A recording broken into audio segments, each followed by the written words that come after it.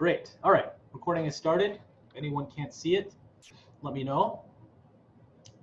Okay, so last time we talked, so there's two things that I want to actually tell you today to begin with. I want to spend at least half the class, hopefully, just listening to your tracks and kind of hearing your perspectives on your pieces, and you guys can even share your screens and kind of explain what you did. I think that would be a good, productive way, use of class time. And if anyone's had any confusion on Canvas, I guess this is the first time I get to look at how the assignments actually came in. So, and if you haven't submitted yet, just submit as soon as you can. So let's see. Oh, I'm not sharing my screen, am I? Okay, so here we go. Okay, all right, awesome. Oops, actually, wait a second. All right, great. Okay, so let's see, it's been a while since I've done this. No, not that. Assignments.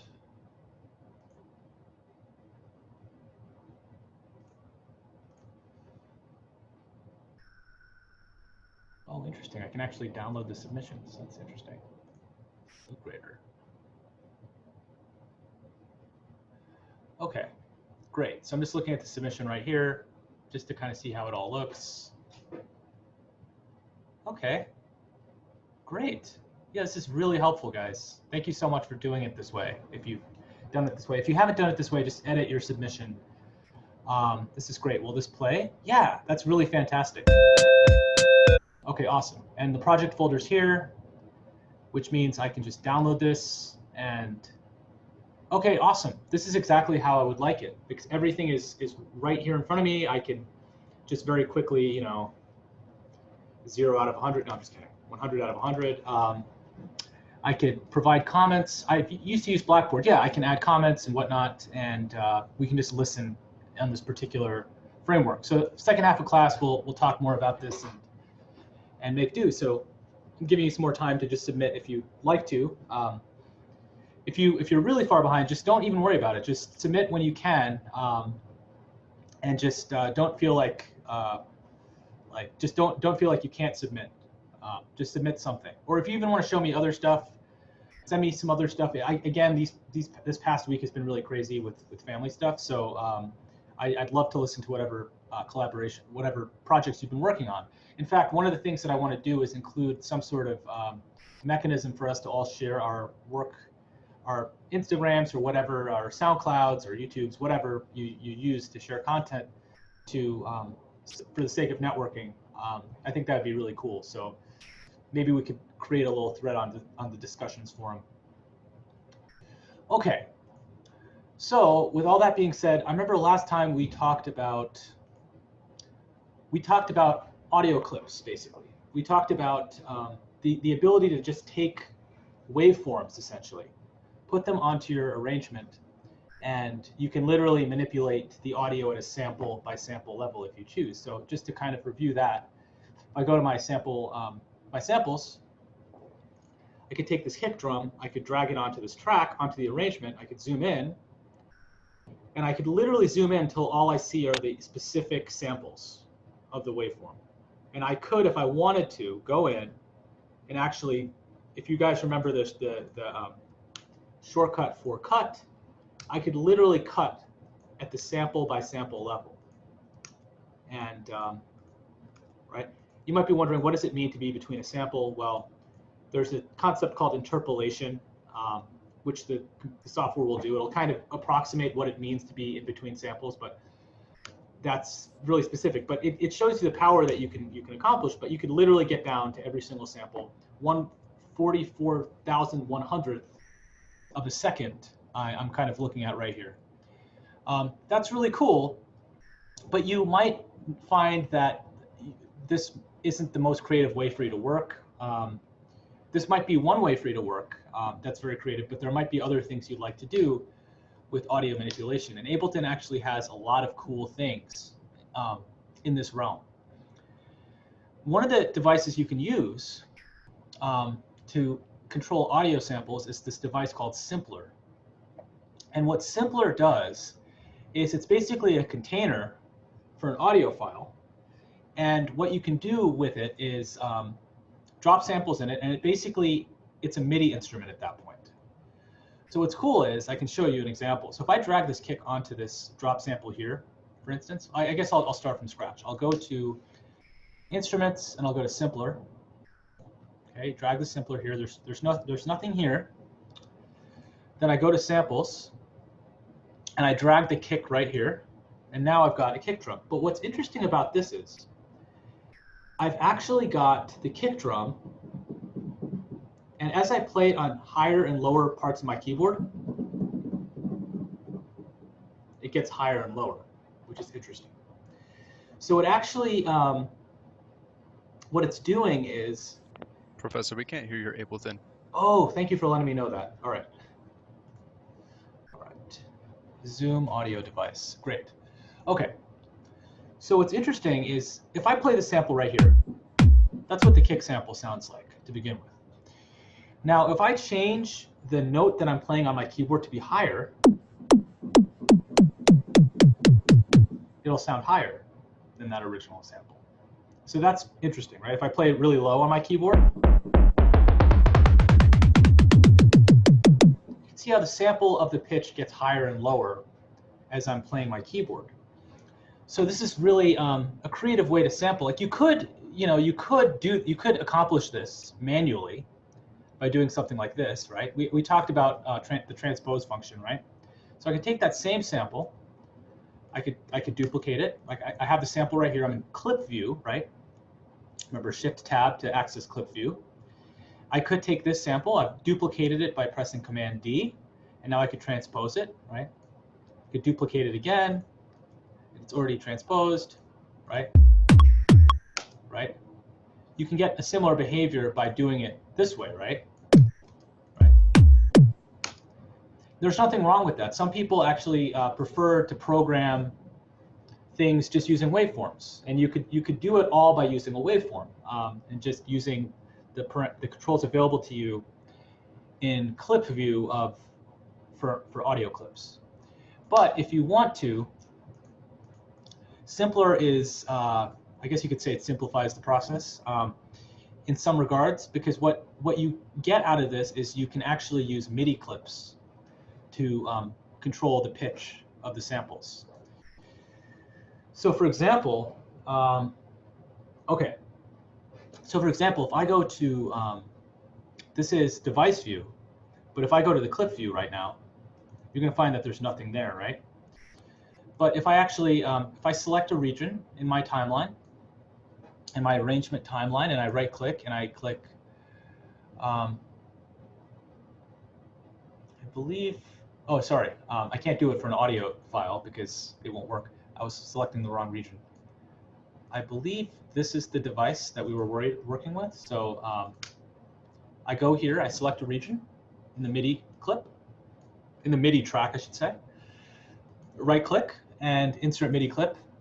And now what I could do once I adjust my grid resolution, which, ooh, by the way, notice how when I adjust my grid resolution, I was trying to adjust it here, but it was adjusting here. I actually have to click within the arrangement. Sorry, I have to click within the clip view, grid view, in order for me to actually adjust the grid resolution for the clip. So I'm zooming in to an appropriate vantage point. And if I want to audition this, like notice how there's no sound, right? As I create these MIDI clips. What button should I press? Okay, I'm gonna move my mouse around. Tell me if I am moving in the right direction. Am I moving in the right direction right now? Yes, right? Right? That's the button. There it is, right here. The MIDI editor preview. Sorry to make that so dramatic, but it really is dramatically terrible when you don't know what this button is. So this is great right here. And now, as I create different MIDI notes, notice how some of them sound higher, some of them sound lower. And I can go to the really, bottom of the earth, get really low sounds. Those are really, really low notes, right? So what this device is doing right now, at least, is it's automatically pitch shifting the note depending on which MIDI note you select. So that's really handy. So that's something that is cool. You might find this more useful for melodic instruments. So for instance, if I take something with some sort of tone, you can create any sort of pitch out of any sort of sound. So I guess I can stick with the kick drum actually. I'll stick with the kick drum and I'll divide by 2. Well, I'll turn on warp mode. And what's interesting about the simpler device is that it has warp modes as well. And what that allows you to do is it allows you to have, just like when you're working in the audio clip editor, it allows you to have different different kind of styles of depending on how you change the tempo or how you change the pitch, the warp mode will kind of change the sound of the sample. So for instance, if I have the warp mode at beats, if you remember in simpler, as we made things really slow on beats mode, you still heard the transients, you still heard the original sound, if you recall that. So I guess I can just demonstrate how this would sound. Beats mode. Let me move your zoom windows. Ooh, okay, let's see. Here we go.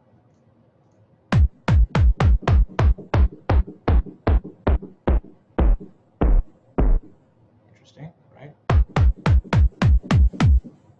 So let's take a look at what this is doing exactly.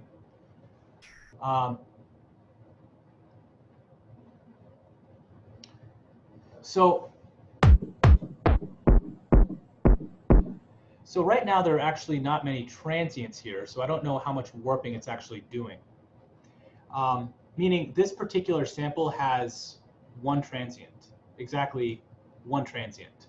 And if you add more transients, it'll warp. It needs transients for it to know how to preserve these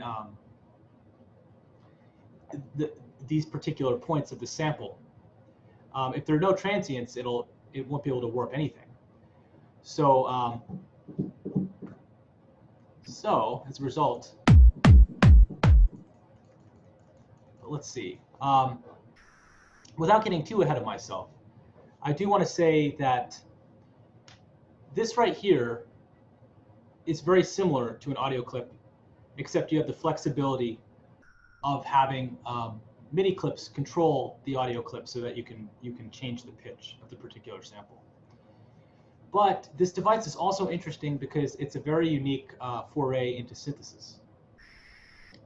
And what I mean by that is that there are certain controls here that you've probably never seen before, like attack, decay, sustain, release, other things. And if you expose controls, you'll see this sort of shape, and you'll see words like envelope, and you'll see words like filter. Well, it's time, I think, to talk about some of these things. So I guess a good place to start would be to say what an envelope is. And so I actually have a little diagram for you to see. And so an envelope, so I guess I should say the volume envelope of a sound refers to the shape of its volume over time. So what that means is this particular shape is trying to describe the volume of the sample over time. Okay? So some of these parameters that we're interested in controlling are measurements of time, and some of these parameters are measurements of volume. And so, for instance, the attack time, all that really refers to is how long it takes after you press your key down for the sound to get to its highest level. Okay, that's the attack time. So you attack the key, how long after you hold the key down does it take for the sound to get to its loudest volume? okay? So notice right now the attack is set to 0.00 milliseconds, which means that it doesn't take any time at all for it to get to its loudest volume. Now, what if I change this attack to something obnoxious, like 20 seconds? Right now I'm striking the sample, but nothing is happening. And the reason nothing's happening is because the sample is already done long before 20 seconds passes. So it never even gets a chance to experience the envelope that we created for it. So let's lower this volume. Let's lower this to a smaller threshold, and let's gradually increase this volume.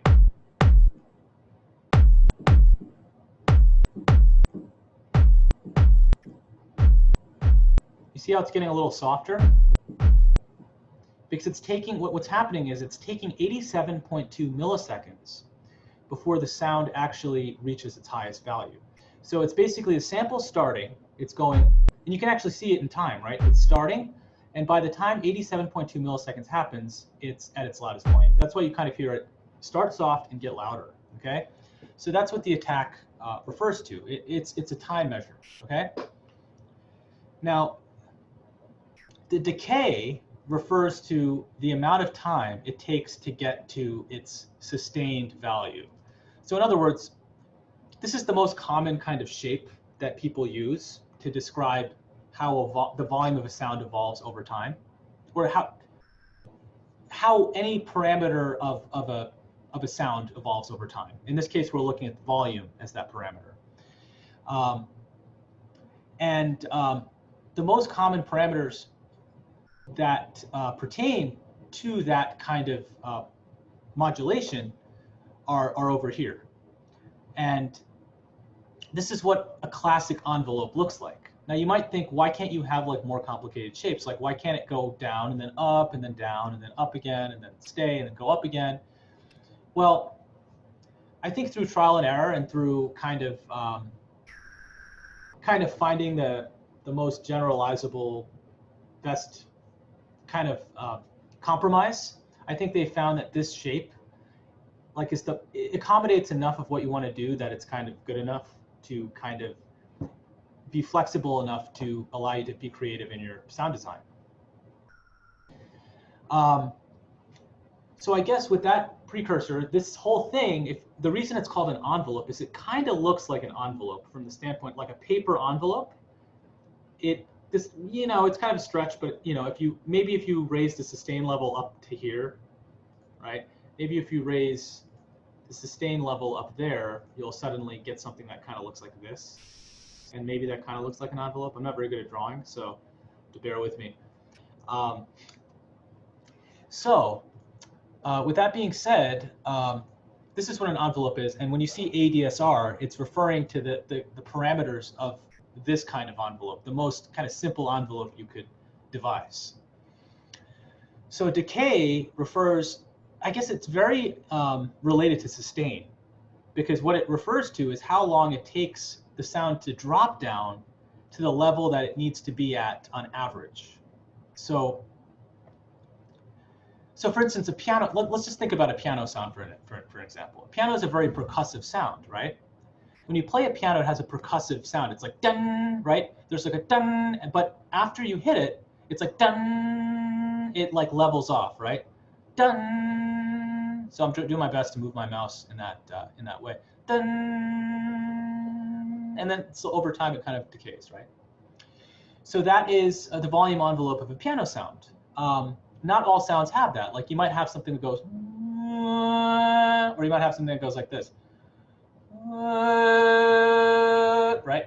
There's so many different possibilities of how you can modulate the volume of a sound.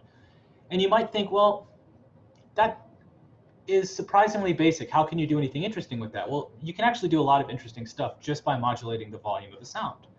And what you'll find as you open up different patches in your software, now that you're kind of familiarizing yourself with what these terms mean, you're going to find that the synthesizer decisions that these preset makers made, a lot of them have to do with just these controls right here: attack, decay, sustain, release. So just to kind of go into it a little bit more, I have a quick attack, And let's say I wanted to sustain it so that it actually,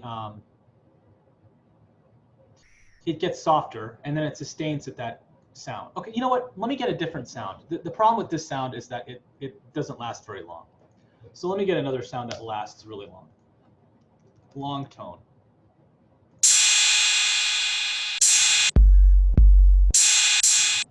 You know what? Maybe I can just make a sound. This is a little bit of a side topic, but remember how we talked about sampling? Let me just go to operator or something, or analog, and let me just make a tone. And so what I'll do is I'll go into instruments, and this is not going to be a very mind-blowing tone, but it'll kind of show you how to resample and things like that, right?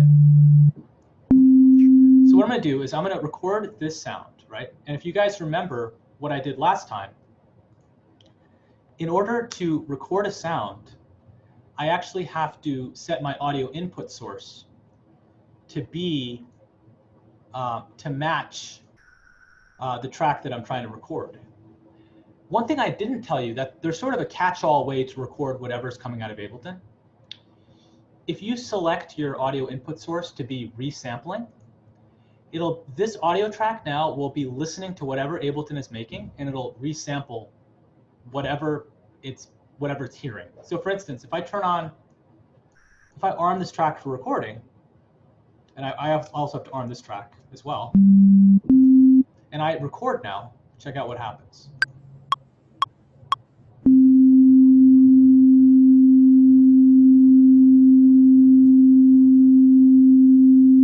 Okay, so I have enough of a sound, right? This should sound right, sort of sine wave-ish, I would say. Maybe not. Maybe no. There's some distortion in there or something.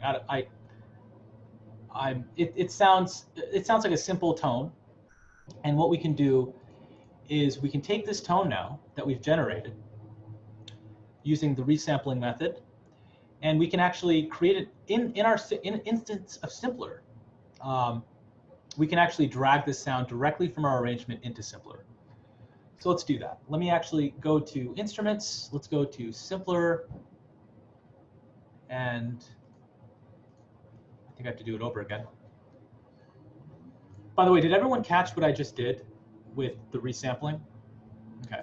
Did you, so you like bounced it as a wave right there? Is that what you did? Exactly. This is kind of like Ableton's way of bouncing in place. It's like you actually have to listen. You have to engage this mode basically, or you have to monitor audio from another track in order to actually record the audio. I showed you another way. Actually, I never even showed you this way because I realized the way I showed you before was by freezing the track. I think I showed you this. If you freeze the track and then flatten the track, now you have a waveform that there's no instrument device anymore. It's just a waveform, right? So these are two alternate ways of doing it. And I'm glad we stopped here because I actually do have a ditty about how to do this on OneNote. And I'll quickly, sorry, my interface is getting clogged up. So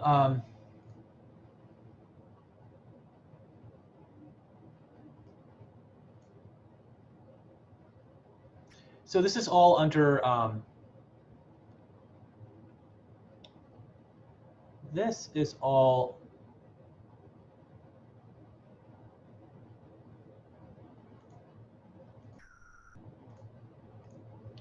you know what? Maybe I thought I had something here, but once it does exist, it'll be over. Oh no, it's right here. Okay, here we go.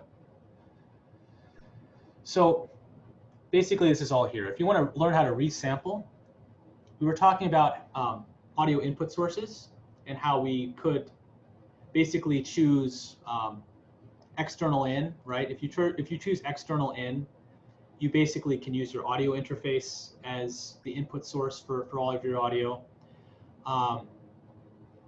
But if you choose drums, for instance, you can like literally what's happening here is it's just going to listen to the audio that's coming out of this track right here, which is called drums. And then once you record enable both of these tracks, this track right here will basically capture all of the contents of whatever this track is playing. But what I just showed you right here is that there's a catch-all called resampling. Now, if you click this option, if you select the audio input source of an audio track to be resampling, what that will do is it'll basically catch every single bit of audio that's coming through Ableton, and it'll basically pipe it through this particular track. In addition to going to the master track, it'll also pipe it to this track where you can record it. And we talked about creative applications for this last time. I guess. What is that recording track? How did you get that? This recording track, I guess. Okay, let me start from scratch. I'm just going to delete everything just to make it a little clearer. So what I did was I created an audio track, Command T, and I just renamed it recording. Just to make it a little simpler. So I renamed it Command R. These are like buses, right? I guess you could call it a bus. Now a bus is basically like well, the way I think about a bus in its I kind of think of this as an auxiliary track, because a bus really is kind of the input to an auxiliary track. Ableton doesn't really have buses in the classical sense. That's the thing. That's the difference between Ableton and Pro Tools. In a software like Pro Tools or Logic, what you would have to do if you want to get audio from one track to another is you might have to do one of two things. You might have to actually, okay, this is getting a little more complicated. You might actually have to send the audio out to another track itself. Or you could use something called a bus, where you're routing the audio basically to a virtual location. Like it's basically like a virtual cable within Ableton, and then you're receiving that virtual cable's audio in here. That is not the Ableton way of doing it. The Ableton way of doing it is basically, what we're doing really here is we're creating a return track. And what that means is we're basically, we're listening to another track, essentially, or a bunch of tracks.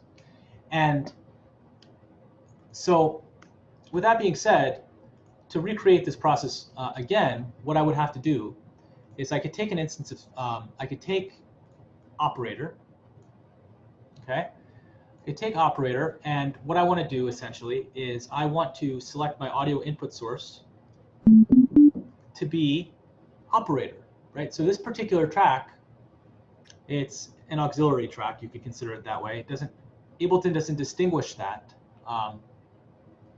So it's like, I mean, I'm trying to understand the difference between busing and this, because like this is just that it's input.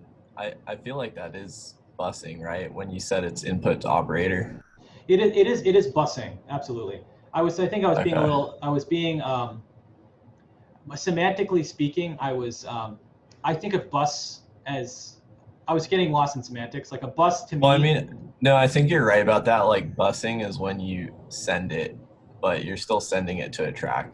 You're still sending it to a track, right? So there is a bus. You could think of a bus, you could think of busing happening between these two tracks right here.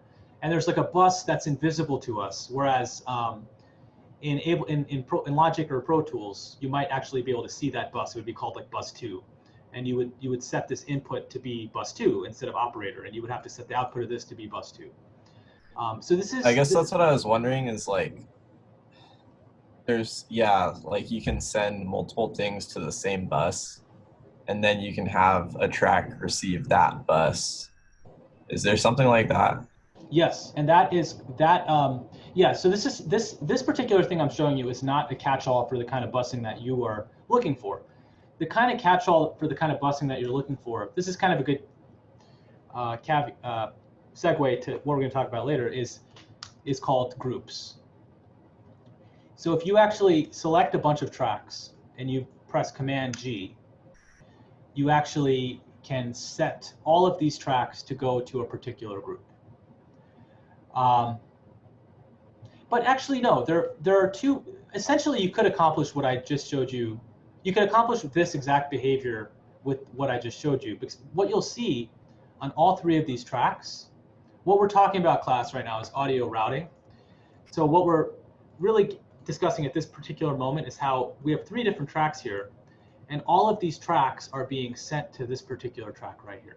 Like for instance, if you wanted to apply audio effects on all these tracks or something. Yes. So you would put your audio effect on group. Exactly. If you wanted to apply an audio effect on all three of these, you could put your audio effect on this particular group. So for example, if I want to put an auto pan on this, it's being applied to all of these other tracks right here. So that's one way of doing it. There's more to say about it. It can get technical. Like you could technically set your audio to be, you could call this aux return, and you could do something like audio to aux return, and then you could apply the processing on this track as well.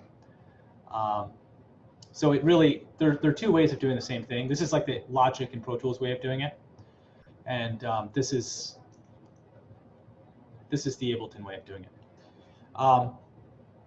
Yes, we'll let this kind of sink into your brain a little bit. We'll talk more about this over time, but don't feel overwhelmed. We'll definitely see this again. But long story short, you can kind of, in some way, you're kind of using some sort of busing mechanism to get audio from one track into another track. And so what's happening is what the aim is right here is I'm trying to record, I'm trying to capture this particular sample into this track right here. For whatever reason, I might have multiple things playing. That's why I want to do it this way. I have like a live band, and I want to record all of them playing together or whatnot.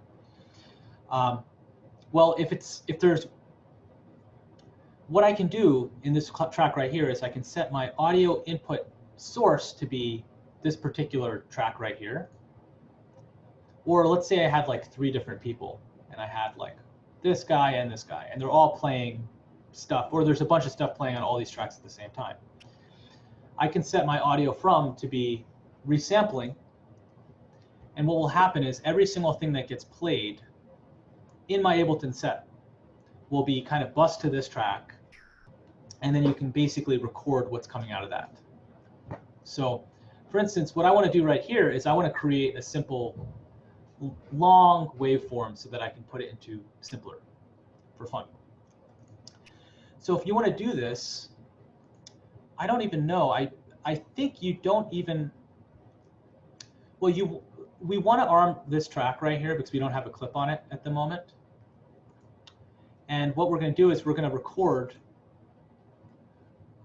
right now, and we're going to capture what's coming out of this track, and it's going to be transferred onto this track right here as a waveform.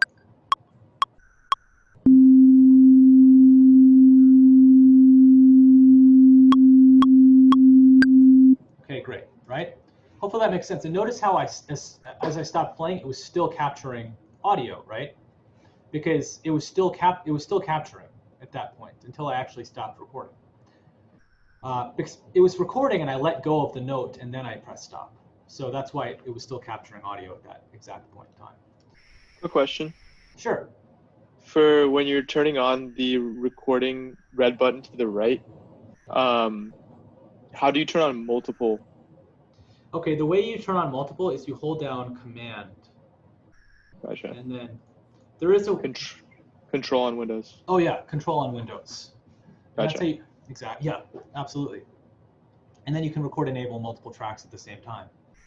I think there might be. Sure. Yeah, I think there might be a setting in preferences to do to change the behavior. If you go to the preferences, you can actually turn off exclusive arm, which means that you can like actually click multiple without holding down Control. But I actually like leaving exclusive arm on, I think, most of the time, because the workflow I use is I record one track and then I move to another track, and then I basically want this one to be record enabled, and then I want this one to be record enabled. I believe I actually even set up a setting. There's another setting in Ableton called the options.txt file, and I set it so that when I click a track, it'll automatically enable recording for that track. So I haven't talked about the options.txt file yet, but there's a way to. So we have a waveform. So going back to the original premise, we have a waveform, and we want to put this waveform into a simpler device. Okay. So I'm going to go to Instruments. I'm going to grab Simpler. And now what I'm going to do is I'm just going to drag this waveform here, and now I've got the sound.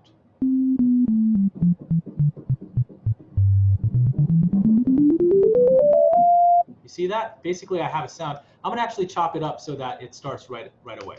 So I'll do this. That wasn't right.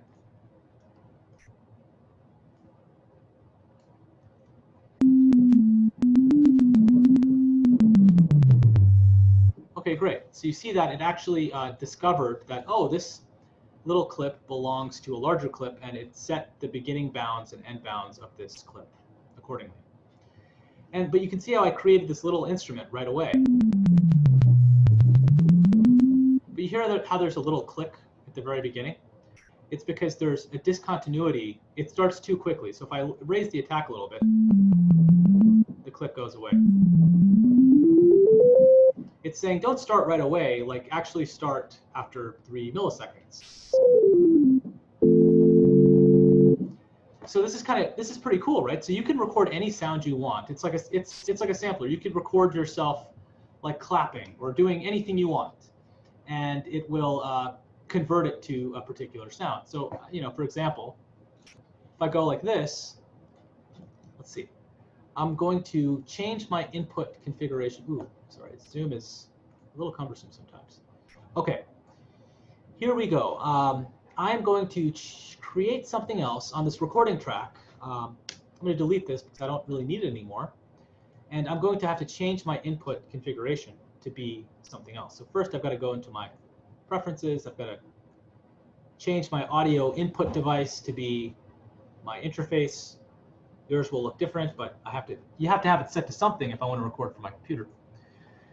Now I have to choose a particular channel to record from. I have to change this mode. So external in needs to be the input source, right? I need to actually choose external in because this basically, when it's on external in, it defaults to sourcing the audio from whatever your audio input device is. Okay. And now I think off the top of my head, by looking at my desk, that I know that this microphone is on channel 30, and you can see it kind of dancing around right here, blah, da, da, right? So right here, I guess I'll record myself going la or something. La.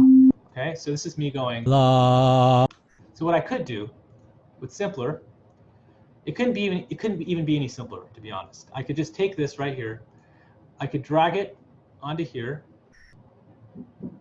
You're not hearing anything because I soloed this track. Right?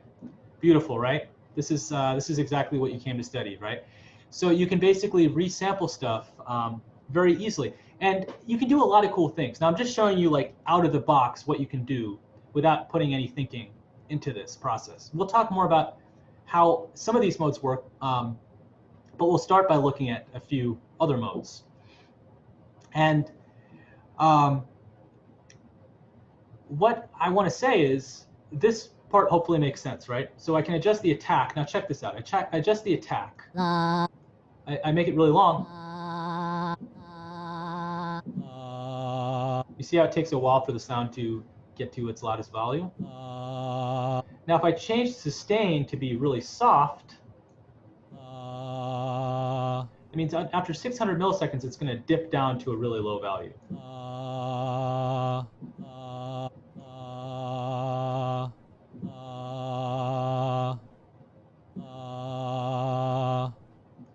Let's see. Is that too long? Let's see. You see what's happening? Basically, after 993. Okay, let's give it a round number here. Okay, check this out. Whoops, 1,000. 1 second. Okay. So after 1,000 seconds, it's going to decay. It's going to take 1 millisecond to decay to complete silence. You see what's happening there? It's basically going. It's what's happening on this graph is it is doing this. It's like taking 1 second to get to this value, and after 1 millisecond, it's literally going to nothing. So this envelope would look like this. See, this particular software, this particular instrument doesn't have a graphing capability. It doesn't have the graph of an envelope, of the volume envelope. So, but what that envelope really looks like is this. Bam. Right? The decay, this is the decay, and then the sustain level. It's basically the sustain level, the value that it's staying at after it decays is going to be infinity, negative infinity, which is the softest possible thing you can imagine. Whereas over here, it's a more reasonable value. So let's raise the sustain a little bit. Whoops. Now, let's see. You hear how at that point in time, it got softer? Right? So we don't want it that abrupt. So that's what the decay is. We don't want, basically what we're getting to do is we get to basically choose 2 different volume levels. We get the peak volume level, and then we get like the sustained volume level, right? And what we want the decay to do is basically have a nice gradual transition between these 2 volume levels. So now,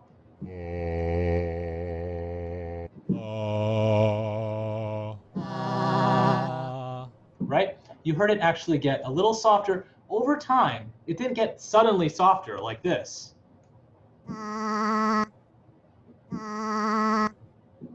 Or that's too dramatic, right? How about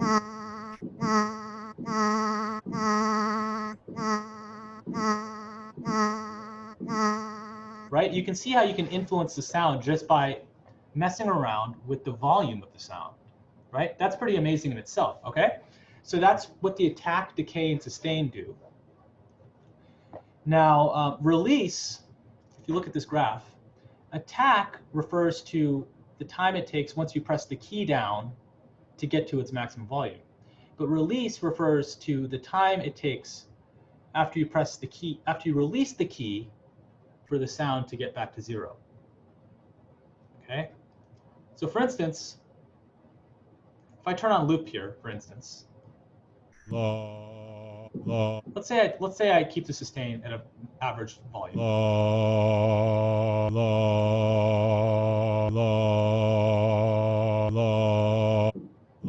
Right?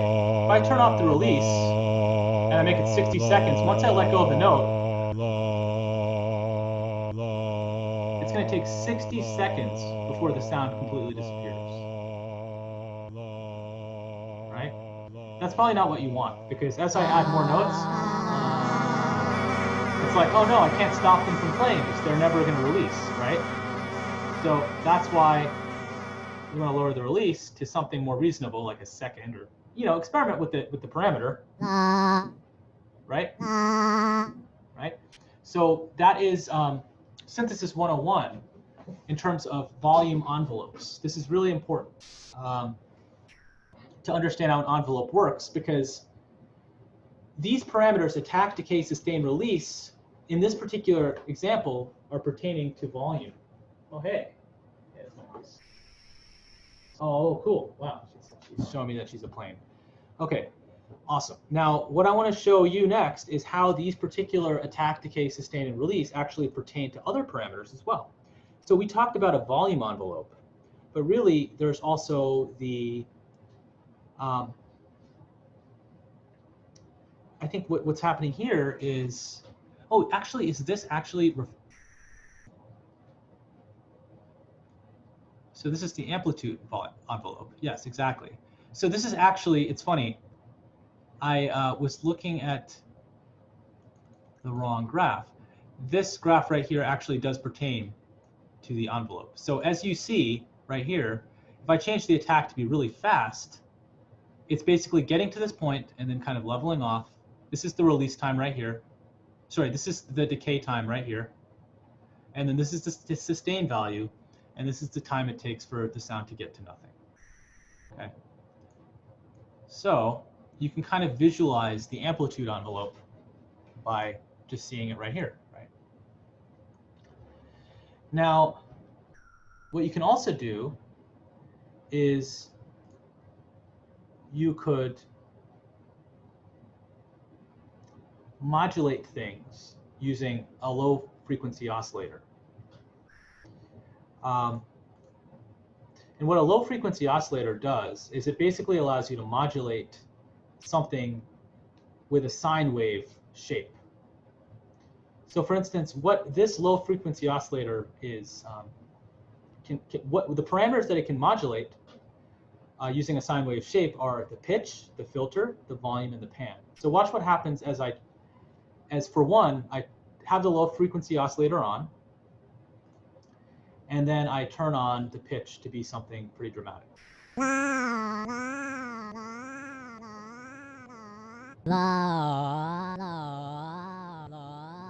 See what I mean?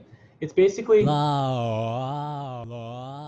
so it's modulating that the pitch. Would 100% on the pitch double the frequency? Let's take a look. It seems to go up to.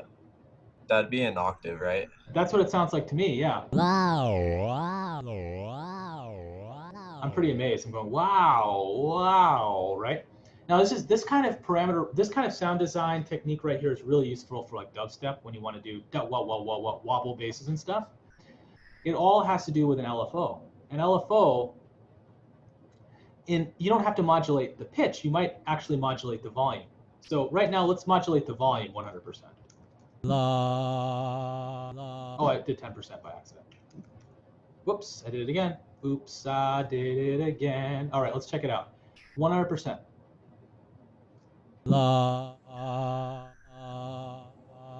Right?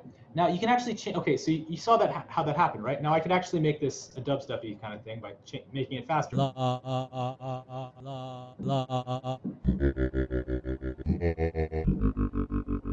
Right? I lower the pitch. I can actually do this in beats. Is there a way that you could do that on the sampler itself instead of the audio? So that like you could kind of mess around with your synthesizer and your filter at the same time? Like before you bounce it? Oh, meaning can you like automate these? Are you asking if? Or what I mean is like, is there a way that you would be able, like, because you're working on an audio bounce, right? Like a wave file or something? No, right now I'm working on a MIDI device. So this is the MIDI device. Okay. Yeah. So all of this stuff. So this is a big difference between the audio clip that we had before. So like, just to clarify, like over here. This is operator. Okay. Oh yeah. No, this is actually the simpler device itself. So, oh really? Yeah, the simpler device. It's interesting because it combines a sampler with classical synthesis parameters. So last time we were working in the clip view of the audio file, and this stuff is inflexible. You can't automate any of this stuff. It's kind of a drag in some regards. Like you can chop it up to your heart's content, but you can't really automate these sort of things. But what's cool about putting in simpler is you can actually, where did I put it? So I noticed there was a filter in simpler though. Yeah. So you can actually filter this as well. So it's like yet another filter that you can pass your sound through. Yeah, absolutely. Like what this is doing is the LFO, I'll talk about the filter and then I'll come back to the LFO. So what the filter is, the LFO is just really modulating these different parameters. But the filter itself, this is another really important topic to understand, filters. I'll turn off the LFO. Right, that's me again. if you use that sample, you owe me $1,000. But here's me. And anyway, if you change the filter of this particular sound, if you lower the cutoff frequency of this particular filter, what you're basically doing is you're affecting the sound. You're only, at this point, you're only allowing the low frequencies to the mid frequencies in. Right? Now I'm allowing all the high frequencies in. Okay, so this is right here. This is called a low pass filter. Because no matter what, I'm pretty dyslexic with this terminology. I always get it mixed up, so I'm like checking myself here. I know what it does. I always just forget what it's called. This is a low pass filter because by default, it's allowing the low frequencies in, right? In the worst case scenario, like you have this all over here, a tiny bit of low frequency is gonna get in, right? But in the best case scenario, in the worst case scenario, you're not gonna get any high frequencies, right? So this is a low pass filter. You can also call it a high cut filter, okay? Low pass, high cut. You could change this filter mode so that only high frequencies are allowed in. And now this is called not a low pass filter, but a high pass. High pass. high. Or a low High. cut. Oh, I thought you were saying hi to me. Okay, yeah, it's a high pass filter, absolutely. Or a low cut filter. And you can see. And actually, you guys do know something about this because we talked about automating the filter cutoff before. So what you're basically exposing your sample to is the ability to do filtering on the sample itself. So you can shape the sound even more. Instead of I mean, of course, you could just add another filter device after this, right? If you remember Audio Effect, all the possibilities you can do, you could just add a filter. And the way one of the filters that you can use is EQ8. And EQ8 gives you a graphical overlay. So really, you could do it this way. You could turn off the filter. And you could adjust the cutoff modes of a filter over here.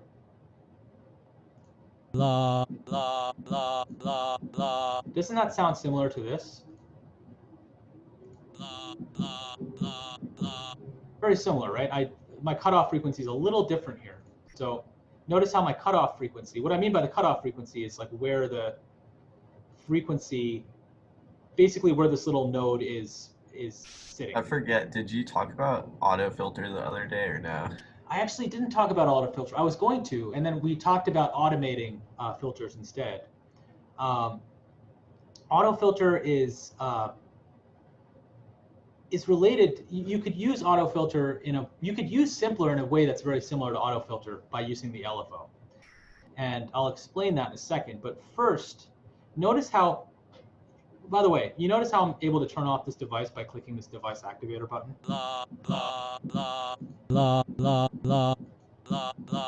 It's a very convenient way to be able to A/B something, basically. You can see how it sounded before and after, right? So what I'm trying to demonstrate here is how there's an equivalence between throwing the filter here and just, let me turn on the filter here. It sounds the same, right? I just have to make sure that this shape more or less looks like this shape. If this shape looks exactly the same, then it should theoretically sound exactly the same. So what you have available to you in this little device right here, which is so important that you understand, because it's all over the place in Ableton, are a chock full of synthesizer capabilities. So we're really learning about synthesis today by virtue of learning about the simpler, which is sort of an all-in-one kind of thing. So going back to some of the other filter modes you could use bandpass. Right? So it's allowing bandpass, a particular band to pass, so it's allowing this to this. So what you have here, what they call this kind of sound often is like a telephone kind of sound. Because when you're talking to someone over the telephone, like they sound as if they're the fidelity has been lost a little bit. And what's happening is that the high filters are kind of getting attenuated or cut down, and the low frequencies are kind of getting cut down. So if you want like sort of a lo-fi vibe to something, a kind of good technique to use would be to incorporate a bandpass filter and just cut off the lows and the highs, and you have this kind of telephone booth kind of sound to your track. So I think this is the notch filter. So this is saying, oh, I don't want this particular filter, this particular sound, I should say, this particular frequency range to exist in my sound.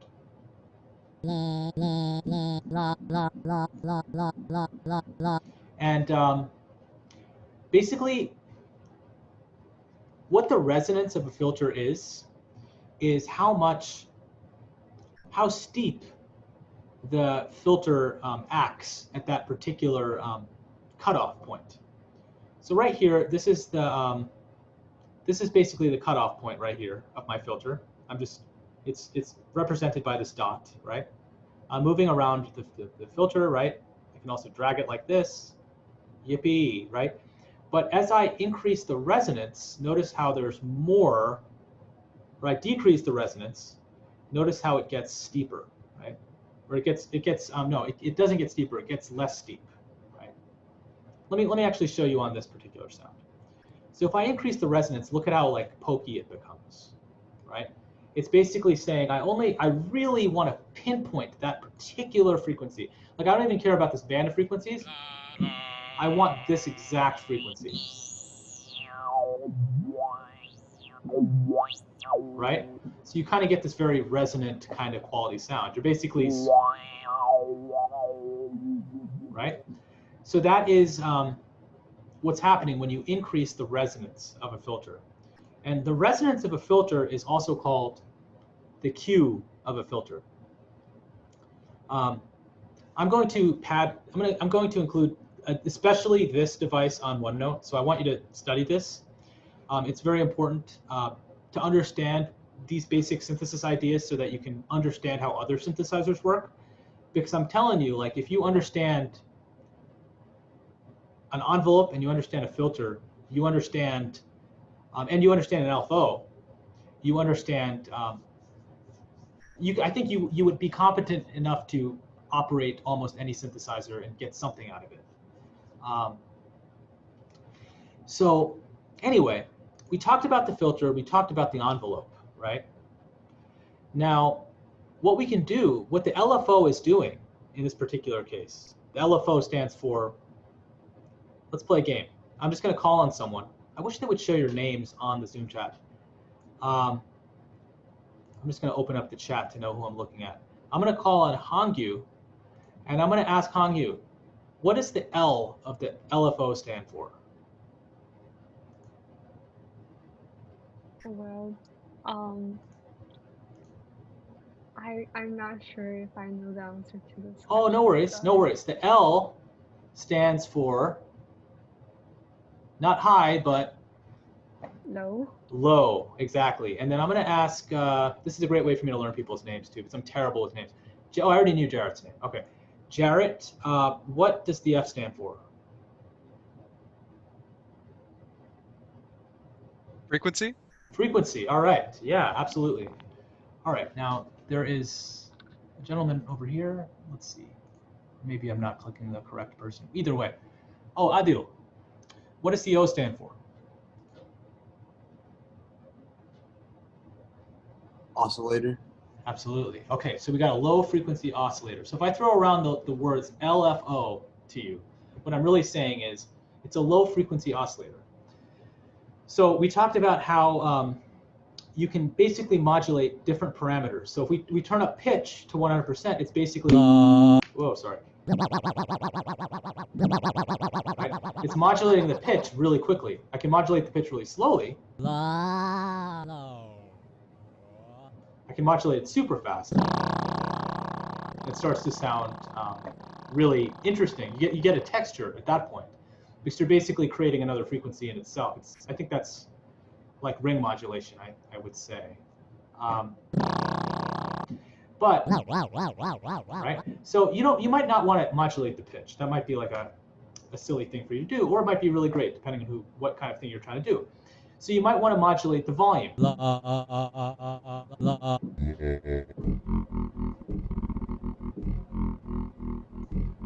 By the way, if this is coming in a little soft, I'll throw in a little audio effect right now, or actually I'll just turn up the volume.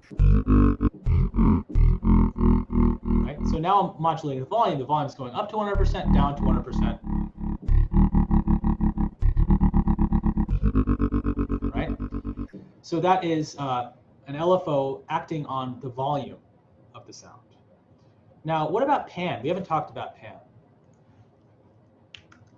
Pan is basically, I don't know if this will actually come through on Zoom, but it's basically, it has to do with the stereo field. So now this will go bounce between your left speaker and your right speaker. Do you hear that? Is that happening to you? Because it's happening to me. I don't think we can hear it. Oh, really? It just sounds like it's coming out the center. For me, it's like in my headphones, it's bouncing left, right, and I'm getting dizzy. Let's see. Let me go on chat. Oh, there's a setting in Zoom settings to enable stereo audio. Oh my gosh. Let's stereoify our experience, shall we? All right. Audio. You guys can see my settings right now? Maybe not. Oh, I think it's not available on Mac, Windows only. Oh man. All right, that's weird. Okay, well. You could check advanced right there just to confirm. But I think we did have an issue in my last class about that. Okay, too bad. You know, I could actually bounce this all to Audio Mover so you can listen to everything through a website, and yeah, it'll get too. It's not that it would get too complicated, but I might actually do that. We'll see. I won't do it now, but in the future I could give you another link where you could also listen to class stuff on that link if you would like to. We'll see. But anyway, what's happening when I actually do this is I'm hearing the sound go between my left and right speakers, and I feel like my ears are getting massaged and cleaned as a result of this. So you can modulate all kinds of stuff. Right now the filter is off, so it's not allowing me to modulate the filter. And what this is doing, this is the classic dubstep wobble bass.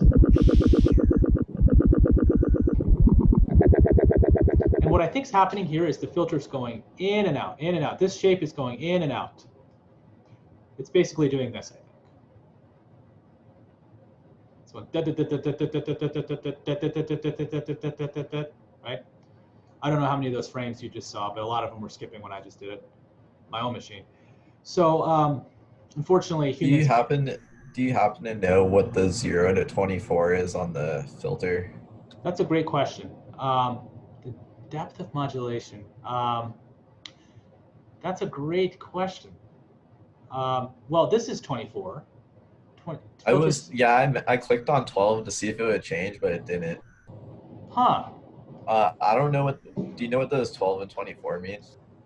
I think this just has to do with how steep the Q. Like if you change this to Q, I think like this will get even.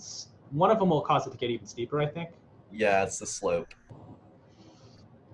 Yeah, but that is a good question. I'm not sure what that means, and I'll have to read the manual to get a good sense. So, filter values in simpler. Okay, cool.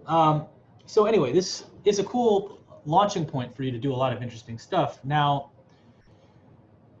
this is an amplitude envelope, but you can also, this is what I forgot that I clicked earlier. You can also access a pitch envelope. Okay, so I'm going to turn off the LFO.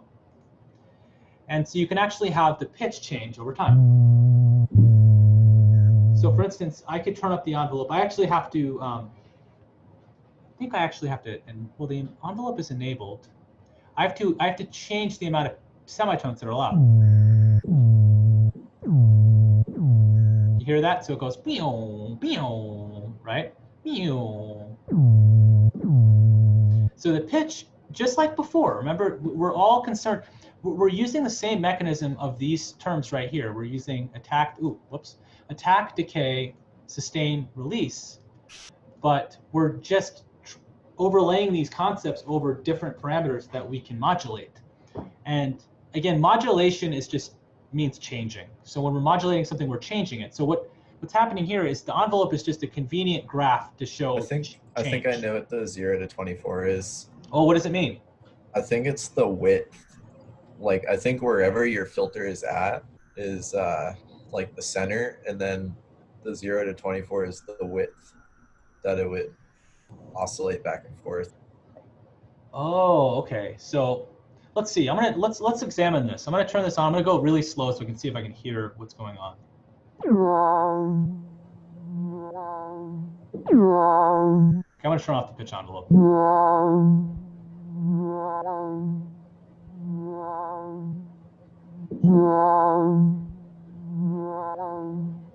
Can you say, okay. Oh, you can modulate the filter's cutoff frequency with the LFO. So can you say that one more time, Chris? So I think the value in filter, like the 0 to 24, is just the width. Like, so how far, yeah, like the amplitude of how far it goes back and forth. I so see. Like less oh, if you had, I think I got what you mean. At least like on other like synthesizers and stuff, that's usually how it works. So this is a volume level. It's kind of like a volume level, but it's not. It's more like a modulation. It's sorry, it's not the modulation. It's like it's the width of Like the range. Yeah, it's like the range. Yeah, I mean, I kind of imagined it was doing this. I know it's doing this, but I'm not still exactly sure how the range of this corresponds to the units on this axis. Yeah, I'm not sure about that either. It's definitely because this is. I would assume 24. Maybe 24 is like 24,000 hertz. Could be. You know? Yeah, that's a good question. I'm not exactly sure. There might be an explanation. If we open up autofilter right now, this is another thing that can do a very similar thing. So I'll turn off the LFO and I'll open autofilter. And autofilter. Okay, let's see. It's not actually visualizing it. I think it ultimately does something like this, but I was hoping it would actually visualize it, but it's not. So, well, this goes to 30. Well, no, this is different. Let's see, it's in the chat. It seems like they have some kind of scaling to make the frequencies linear, even though they're not. Maybe the 24 just makes it go up, down according to that scaling. It's because frequency is logarithmic. So they take the log of the frequency and it makes it look linear. I see. Okay. Because like every octave is a doubling of the frequency, doubles each octave. Right. So it's like you got to take the log base 2 of it, and if you take log base 2 of it, then it accounts for the doubling and it makes it linear basically. I see. Right. I did hear about that. So I guess the 24 is just on a logarithmic scale, or I'm trying to think. Yeah. I'm thinking it's because 24,000 hertz is like that's usually like the range that they program in, because that's what's audible to a human. Right. And like, I don't know, usually you sample at like 44,000 hertz, and that gives you like a 22,000 hertz range or something like that. Right. Yeah. I don't know. I'll just Google it. I'll just look up the Ableton manual. Yeah. No, this is a good question for sure. I think we're onto something. I think it has to do with scaling, and I think it has to do with a specific base system, and we'll keep at it. But ultimately, I think intuitively, it feels like you're shifting the range that the filter is acting on, and it's kind of doing this. So I think if I were to do this manually, that's really what it's doing. So we'll turn it on and compare the behavior. It sounds similar, right? So this sounds more, this sounds more even better than the dubstep thing that we achieved when we used the volume. Because it's not just cutting in and out, it's actually moving through the space, which is kind of nice. So you can actually automate stuff. You can automate this stuff, which is cool. We can actually take it and do something like this. We can right-click this show automation value. And now we have, oh, well, first we need a clip. So let's actually put in something. We'll just call this Nak's voice, okay? So right here, let me turn off automation mode. By the way, press A to exit automation mode, okay? So I exit automation mode. I'm gonna create a little clip. And I'm going to right-click it and click Insert MIDI clip. Now, I guess I'll change my grid resolution. It always starts at a resolution I don't like for whatever reason. Okay, great. So I have this. I'll just max it out to be this, right? Now, what I want to do is, just for fun, I'm going to automate the LFO amount, the rate. Okay, so what this rate really refers to is how many oscillations happen. Okay, now you can set the amount of oscillations that happen in terms of like frequency, or you can set it in terms of beats. You know, like in terms of beats, it might be better. It might be better to set it in terms of beats because the reason it might be better to set it in terms of beats is because you already have a metronome playing and you can just set your LFO to be in accordance with that. So for instance, if I set this to be 1 beat, that means it'll oscillate every beat. See that.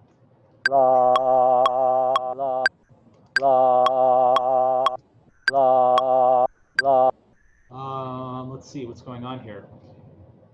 Nothing's being modulated. I have to actually turn on something. I have to allow the LFO to work on a particular parameter. So it's not working on anything. So I have to go to set it the way it was and set it so that it's acting on the filter.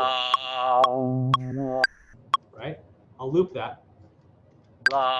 Let's say I duplicate this clip, right? Whatever. Duplicate the clip so I have some more work, some room to automate, okay? So what I'll do is I'll automate this. In fact, let me actually make this a lower sound, like a bassier sound. Okay? Hold down Shift to like bring it down an octave, right? And now what we have is something like this.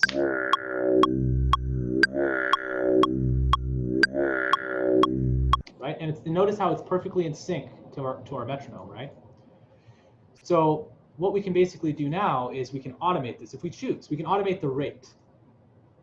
So if we change this rate to 1/2, that means it'll basically go back and forth every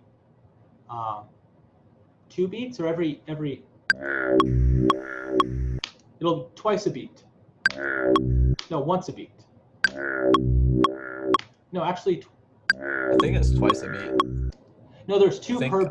There's two. I per think beat. it's saying I think it's saying half notes.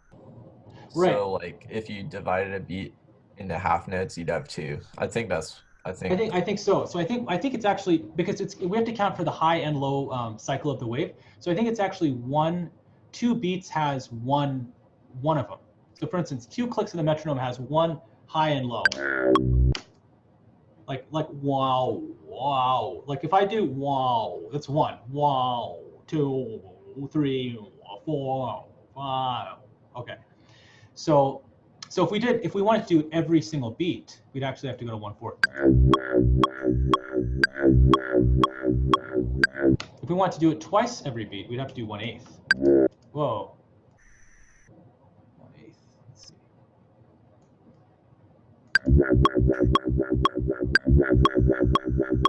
Right? So we could be in a situation where you might want to modulate something like this. So let's see. If we're on 1/8, let's just modulate this, and then this is 1/8. Let's go 1/8 for 2 beats, and then we'll go down to 1/16. So now we have 1 beat of, right?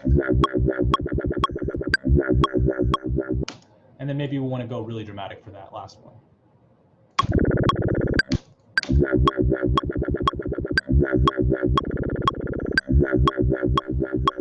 Right? So we can do stuff like that, no problem at all. And don't forget, we can automate all kinds of other stuff as well. So you know what? This might be a fun time to make a little dubstep beat. So let's open up Drum Rack. I was going to talk a lot about Drum Rack today, so maybe this will be a good opportunity to talk about Drum Rack. And time is just zipping by. I can't believe it. Okay, let's see. Command-Shift, ooh, not that one. So what we'll do is we'll create a new Drum Rack. And this time what we'll do is we'll create it from scratch. So I'm going to put in an empty drum rack in this little spot right here. It's an empty drum rack. Now, what I want you to be aware of when you're working with a drum rack is that this pad overview section allows you to go over several octaves. And I also want you to be aware of is the idea that you can see multiple cells of a drum rack at a time, and you could put one or even multiple instruments on every single cell of the drum rack. Now, every single instrument that you put into your drum rack is called a chain, okay? So over here I said 128 cells allows for the possibility for 128 or more instruments, each with their own potential for effects unique processing. I didn't mean to put that in caps lock, but I guess it is worth emphasizing. So basically, let's actually think about simpler in the context of a drum rack, okay? The drum rack will seem a lot simpler now that we understand simpler. So let's actually take a sample. Like I actually have my own collection of samples that I really like, and I have this thing called like greatest drum hits of all time. I don't know where I got it from, but I could put this on the Google Drive for you guys to share. I really like this one, greatest drum hits, because it has a lot of great sounding drum hits for all these different genres. So for instance, dubstep, I just open it up and it's got all these like according to genre, so like kick. So what I can do here, first of all, notice as I'm clicking my MIDI keyboard, it's like, you see how it's like going up and down? I'm just glissandoing. I can't really play that fast. I'm just glissandoing through all my keys, right? You see how it's going up? So I want to probably choose a comfortable range for me to play these notes. So maybe like right here, I can go up so that this is my. You can actually hold down Command or Control to actually select the specific range of notes that you want to start on. So I want this, let's say I want the C to be my first note. Okay. Drag this over here. Oh, what's this? Look at this. What just got put onto, I dragged the sample onto this little cell, and guess what happened? What is this device called? Simpler. Simpler. Ah, our good old friend Simpler. Hopefully you have some more knowledge on how to use Simpler at this point. I forget, did you show us how the auto filter works? No, I did not show you how the auto filter works, but maybe I'll show you after this. I'll put it on after this. Yeah. Sorry, I don't want to interrupt you.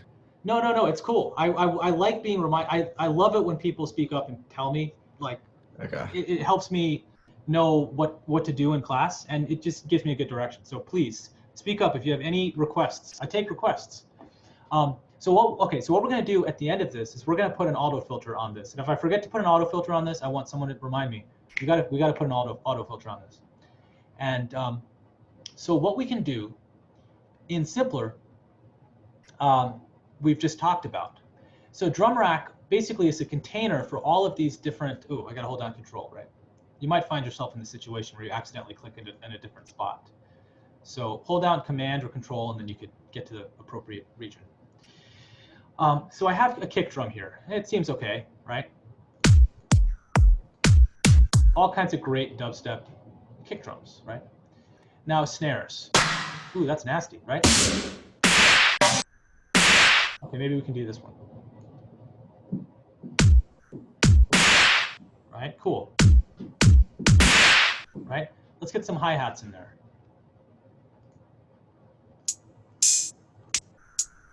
I like to actually incorporate many different types of hi-hats because it gets a little boring sometimes just to have sometimes it's more interesting to have something like this. How did you get the blank drum rack again?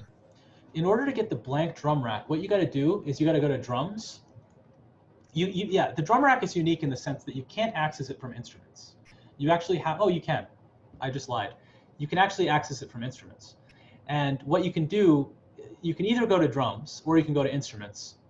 And okay, this is what I didn't lie about. When you go to access the drum rack on instruments, you'll find that most of the drums are missing. It won't show you all the collections. I think, in fact, Ableton erroneously packaged these kits like this. Because really, look at all the other kits that they properly packaged and put them in drums. So it's like, oh man, I only have 3 drum sets, and they all sound really like mechanical and weird. Well, not that that's a bad thing. It's really cool sounding, but you might want to explore the other kind of sounds available to you. But in any event, if you want to access a blank drum rack, in either menu, the drum rack will appear as the top choice. And then you can just drag it in, and you have an empty drum rack. Okay, thank you. Of course. So here, incidentally, if you have a collection of places where you like normally get your samples, what you can do is you can add a folder. And it's convenient because once you add a folder, you can just basically always reference that folder whenever you want. And it's pretty cool. So I knew that I have my loops and my audio, and I have a bunch of, over the years, I've accrued a bunch of samples, and I put them all on my external hard drive. And this is convenient because sometimes I'm just like, oh, I wonder if I have this sound. And I do have that. I most of the time have something that will work for what I need. And it's a convenient way to kind of search for samples. So, ooh, I like this one. This one has a little bit of reverb on it, right? So what you might be in a situation where now you have a bunch of drum hits on your drum rack that you've programmed, you've created the drum rack yourself by taking the samples that you like and putting them into the drum rack yourself. You might not be in this situation. You might actually just take a drum rack that's pre-filled with cool samples. It's totally up to you. I work both ways, but sometimes I'm just like, oftentimes I don't use so many drums anyway. Like they give you 16 or more drums, and oftentimes I don't use the full capacity of the drum rack. So I'm like, well, I might as well just use the drums that I really know I'm going to need, and just put a bunch of ones that I might like, and then work from there. Okay. So Is there a way to kind of like add an effect or modify like each individual sample?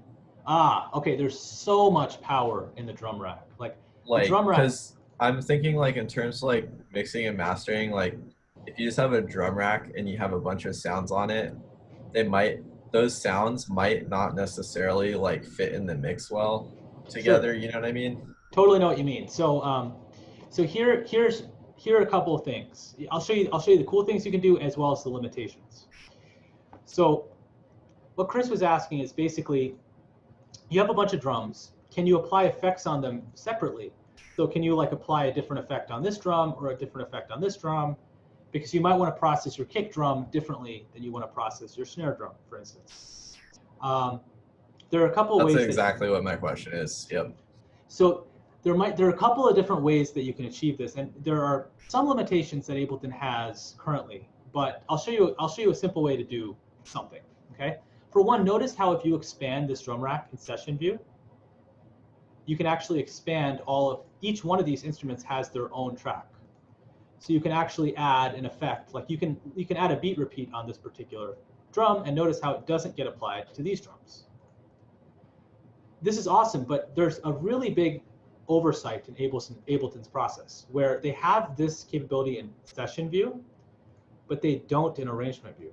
So like in arrangement view, and I created a request for this feature.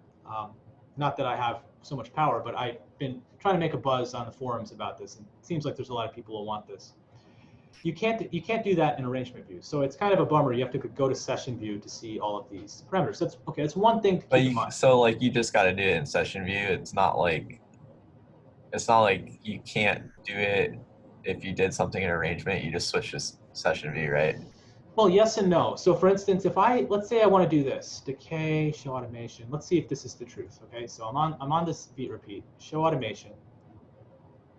Oh, actually, yeah, I guess you can do it. And the thing is, it's yeah, I guess you can do it. You just have to look to set. So here's what I'm getting at. Like, you might be in a situation where you want to you want to automate the volume of this particular drum, and you want to automate the volume of this particular drum.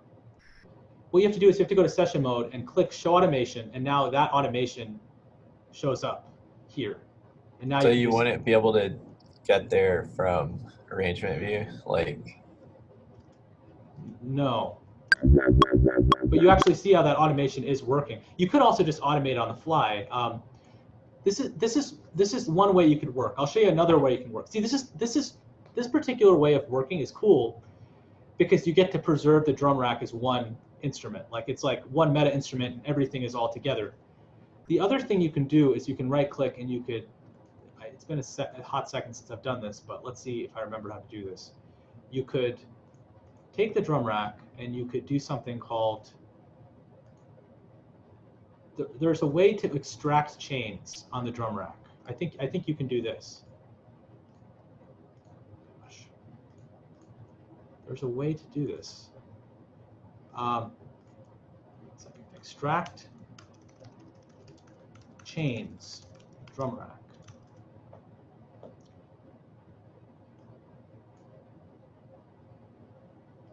I don't want a video.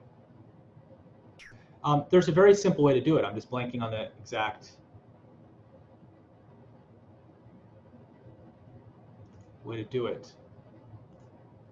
You just have to access the right setting. I will get back to you on that. But there is essentially what that will do is it'll create a separate track. Like not like a separate like this is not really a track. This is like a collapsed version of this track. It'll actually create a separate track for your particular. For each of them, for like every single one in the drum rack. Yeah. Okay, so it's kind of like, it's almost like, yeah, it just separates them into their own tracks. Exactly, and I think okay, I do know of one simple way I think you could do it relatively simply. I think you could also, there's a shortcut to do it, but I think you can literally drag it like this, and that basically did what I was just telling you. You could just drag them to their individual tracks, and then they'll each be their own drum rack. But the reason I'm not crazy about this workflow is because then you lose the collectivism of having all of the drums on one drum rack. Yeah, it kind of defeats the purpose. It kind of defeats the purpose, exactly. So I feel like it's really simple if Ableton just added the ability to this kind of thing in arrangement view. Because it's not the end of the world. It's just a little tedious to be like right click this and then, because I usually mix in arrangement view most of the time. I like do automation like this where I'm like, oh, I want to lower the volume here.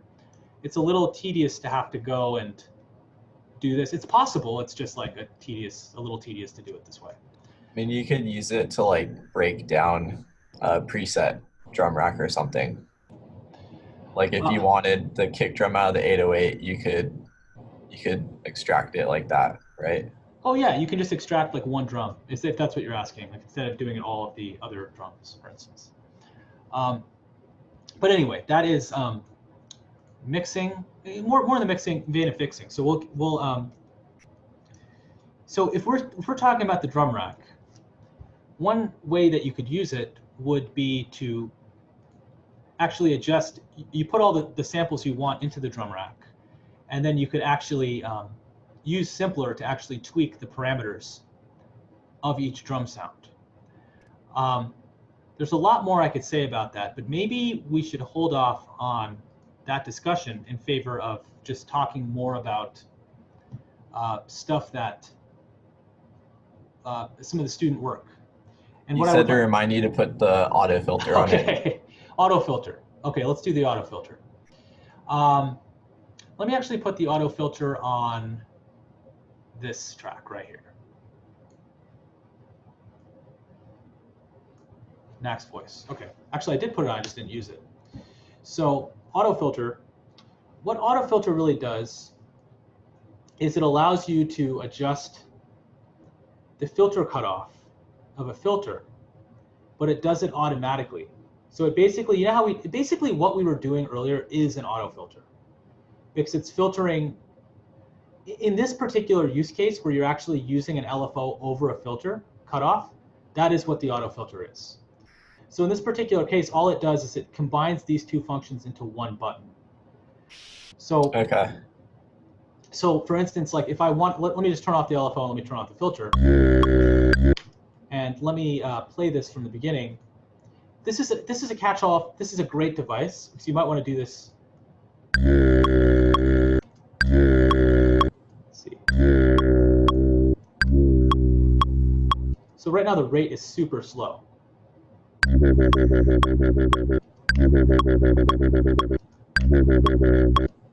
You see how it's basically the same behavior. You're modulating the cutoff frequency. So you're basically doing this over and over and over and over and over and over again. But you can kind of control that amount of how much it's doing it by changing the amount, and you can change the rate of how fast it's doing it by changing the rate. Okay, I see. So it's just kind of like, yeah, it's a filter, an LFO, and an envelope. Yes. But like since it's not a part of the sampler itself, like you can't modulate pitch, for instance. Yes. So you Right. can't modulate pitch with this particular device. Now, the crazy thing about Ableton is that there are devices that allow, there's this thing called Max for Live, which allows you to modulate kind of any parameter within Ableton. So there are technically, using a third Max for Live thing, you could probably access this. I think, for instance, there is a Max for Live device called LFO. And what it allows you to do is it allows you to map any parameter, and it'll like modulate that parameter for you. Now you might not have this, but you can actually, for instance, click map, go to transpose, and now look what's Does happening. it matter where in your effect chain that LFO is? In this particular case, it's saying, I don't think it really matters, to be honest, because this is like happening at some point in the programming process that we don't really have control over. So it's not going to be as smooth, though, I will warn you, as doing it from within the device. So it's doing it from within the device. That's called max audio. That's so. This is okay. This is a deep conversation because no, we don't have to go there. You can continue your class. No, it's all good. We'll save Max for Live for another time because there's a whole lot to say about that.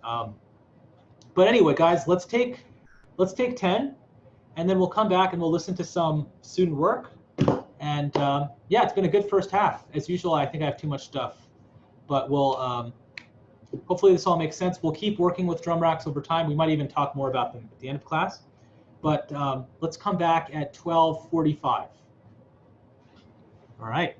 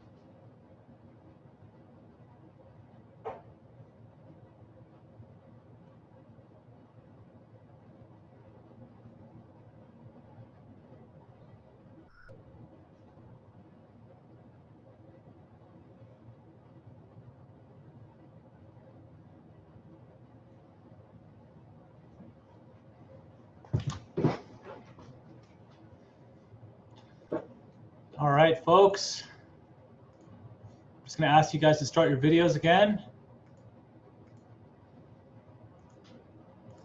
Let's get this party started.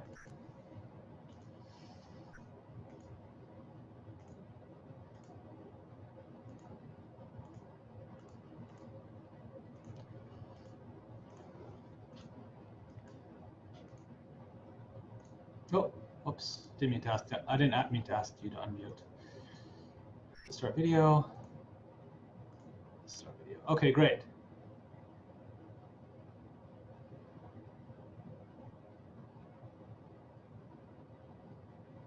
Okay, all right, awesome.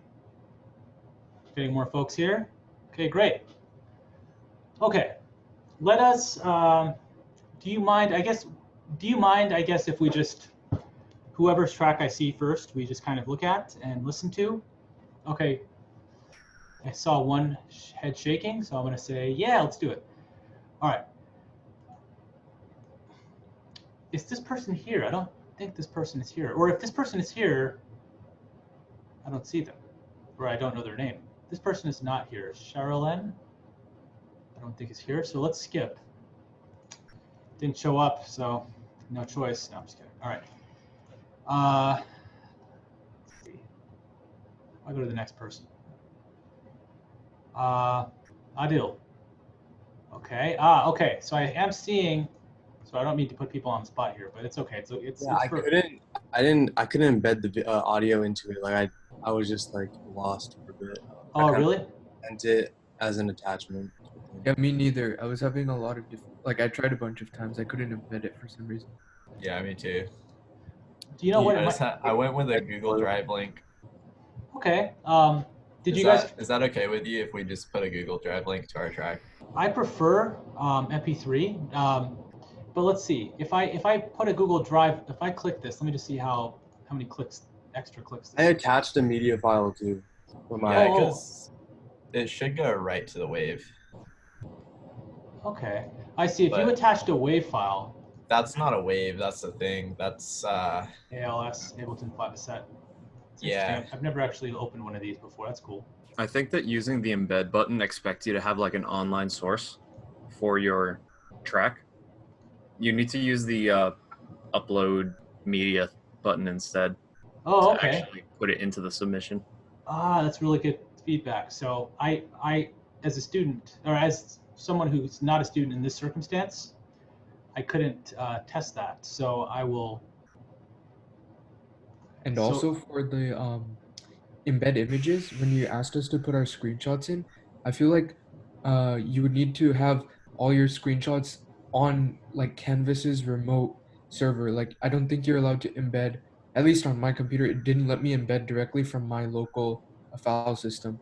Like it was yeah, you have to upload to your files on Canvas to embed. Yeah, and I don't know, that just seemed like I had to go do like this whole roundabout thing. So I also just gave a link in my Google Drive. I don't know what other people did. But... I put all my pictures in my Google Drive, but I also embedded them. But I wasn't able to get the wave embedded, so I did a Google Drive link. Okay, gotcha. But like for the next one, I don't know if we could iron out how to submit it. Yeah. Then we'll do it that way. But I had like a quick tip. Sure. Yeah. So when you're submitting it, there's a special button on the directions in your OneNote. There are all the individual buttons there. I forgot which one it was, but there's a special one to import when you're exporting the WAV file. So you have the actual WAV file. You're just able to select it and import the file itself. It's one of those buttons. I forgot which one though. Are you talking about in this part where you're exporting? No. So after you already made the WAV file, in the submission, I remember seeing like upload audio or upload file. I can look at and get back to you. Okay. Yeah, I know which one. I know which one you're talking about. Which one is it? Like you can just straight up upload a file, but like when I did that, I thought it was only letting me submit that. Like I couldn't type into the box or anything like that. Okay. At least on my side. It's one of the buttons though, if you remember.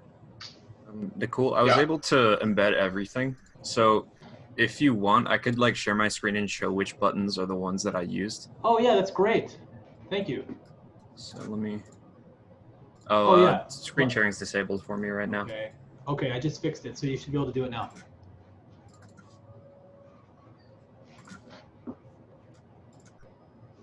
I'll just do that. All right. So if I try to resubmit, I basically just went to text entry, and for the actual audio, I went to this button, which was record and upload media.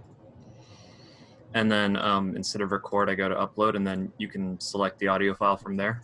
And that's where I picked the WAV file.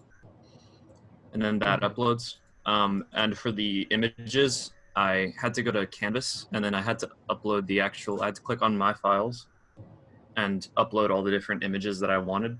I don't actually know where to manage those files, so I don't know how to like make a new folder that's just for homework 1 or how to delete these ones that are already here. Yeah, But I basically just uploaded and then clicked update, and that was it. That was how I was able to get everything in there. okay, because I was thinking for future submissions where like if I assume we're gonna have to take screenshots again, it would be just become insanely cluttered because there doesn't seem to be like a way to organize their file system. Like you just have to upload. Yeah, yeah. Yeah, it's pretty crazy. Can we Like not just use the alternatively, file upload? Yeah, like right there. yeah, Just yeah, like this thing. I don't know if you can upload whole folders into this or if you can upload multiple. Let me try and shift click on these. What I did was I uploaded Then all you my. can add another file file. and just add them individually. Oh, okay. Yeah. Oh, yeah, yeah, Yeah, yeah. you just add them all. So you could just do this alternatively. I also put all my screenshots on Imgur, like IMGR, and then I just linked, like, I embedded them through a link. That's something that I did. If you want to try that. Okay. Yeah, that's definitely possible if you use the embed image and then you Yeah, can do that's it what I via URL. It seems though that this, what was the last thing you showed? Like, it seems like that might be the catch-all to do it all within here. So you went to Canvas. Wait, And then, oh, you mean before? When you're first selecting how you want to submit, you can click File Upload and then do that. But then I don't think any of it's embedded. I think you have to download all of it if you want to view it. Okay. So here's what I would request. I know this is well, if you can figure this out, if you rename your screenshot sensibly, like with homework 1 something, I think the method that you showed where you uploaded the media and the pictures all in one, I think that would be the most preferred way. The way you basically did it actually, to begin with. I think that is the way I prefer you guys do it. It's predicated on you organizing renaming your files correctly, but you just went to media, right, to upload the pictures?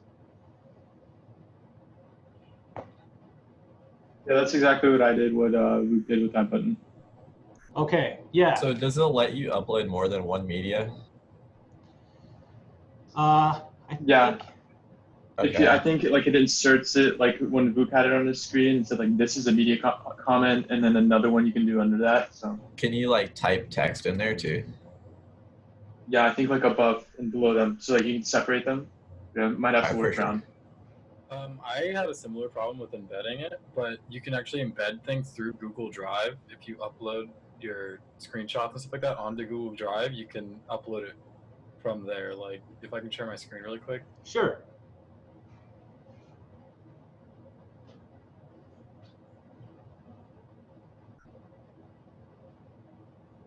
All right, so I'm just gonna click this.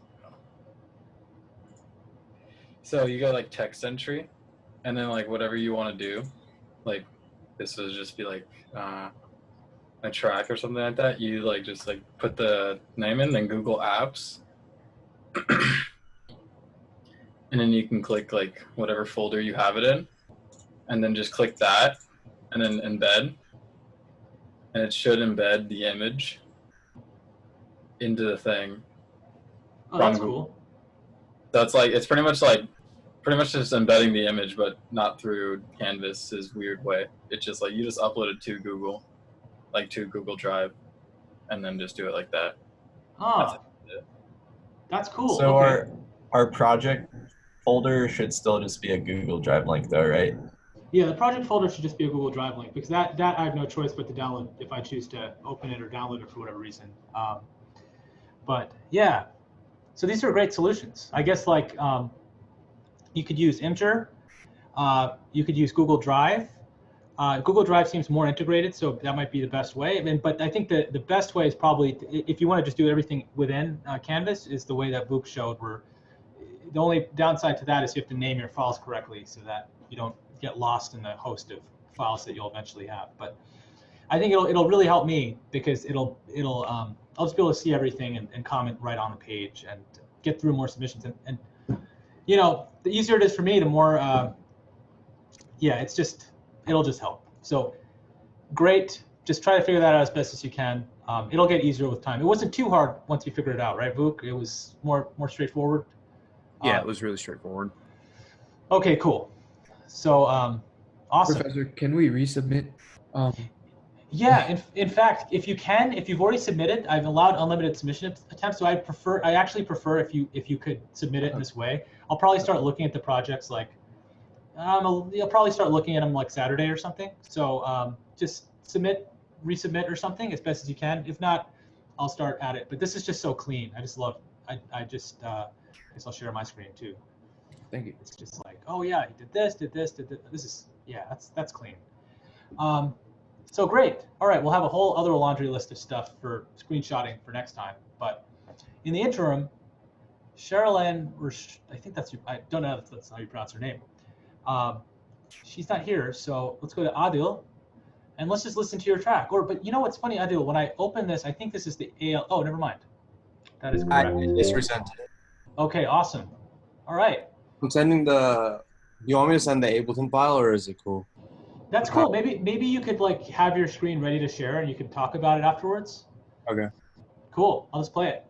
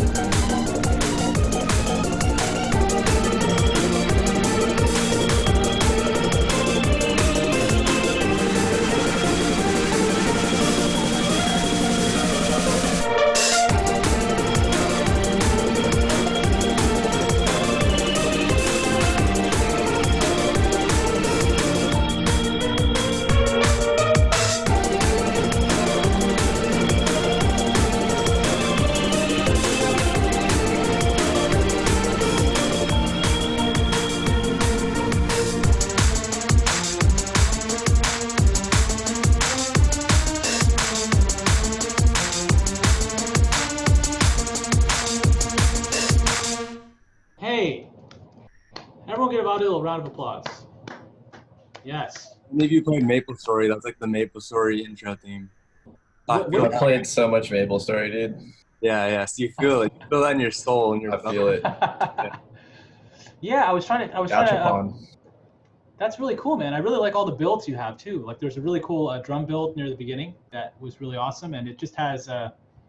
Yeah, it's just very pleasant. I haven't played that game, but it reminds me of the holiday season. And that's really cool. Do you want to show a little bit of your track? Yeah, sure.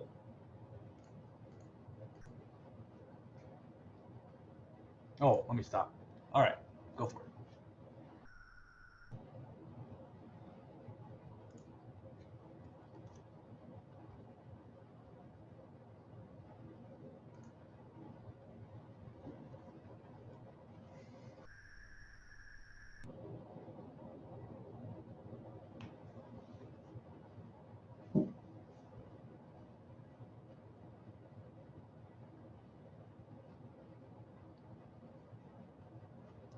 I was muted. All right, you can see everything, right? It's all good. Yeah. Mm-hmm. Yeah, so after that day when you showed us that one website, I was just going through a bunch of MIDI files and just turning them all to like drum and bass stuff because I got really into drum and bass.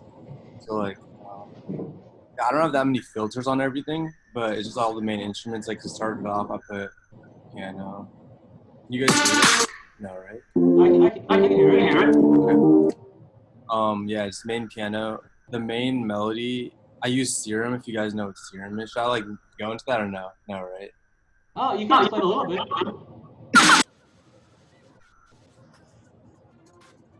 Like I didn't want to make it too. I wanted to keep the same sound. And Serum is like what I use everything for. It's like you still have the LFO tables, like wavetails, envelopes. You could adjust everything through here, which is really cool. I don't want to go into it too much right now because it might be confusing.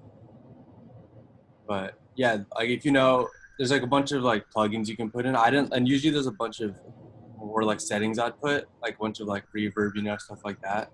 I just wanted to get like the basic sound for this album. And I added like some sounds, like I added like for this little part, I changed it so that should be.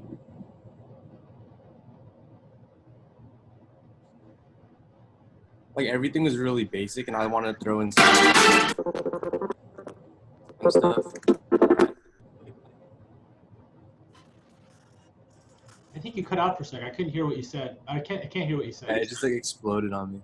Like I have like little subtle sounds like this sound coming in.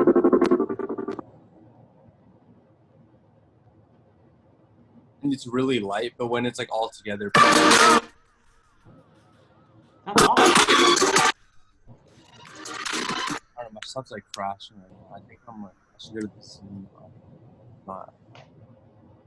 It should be output Zoom, right? Oh yeah, right. Yeah, and input doesn't matter. Input doesn't matter. That'll improve the quality.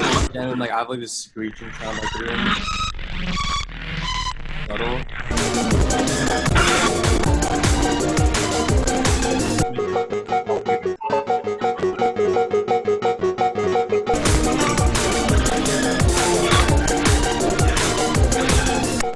Yeah, and then drums, I just went crazy on the hi-hats. Made a crazy pattern like that. I'll play it alone.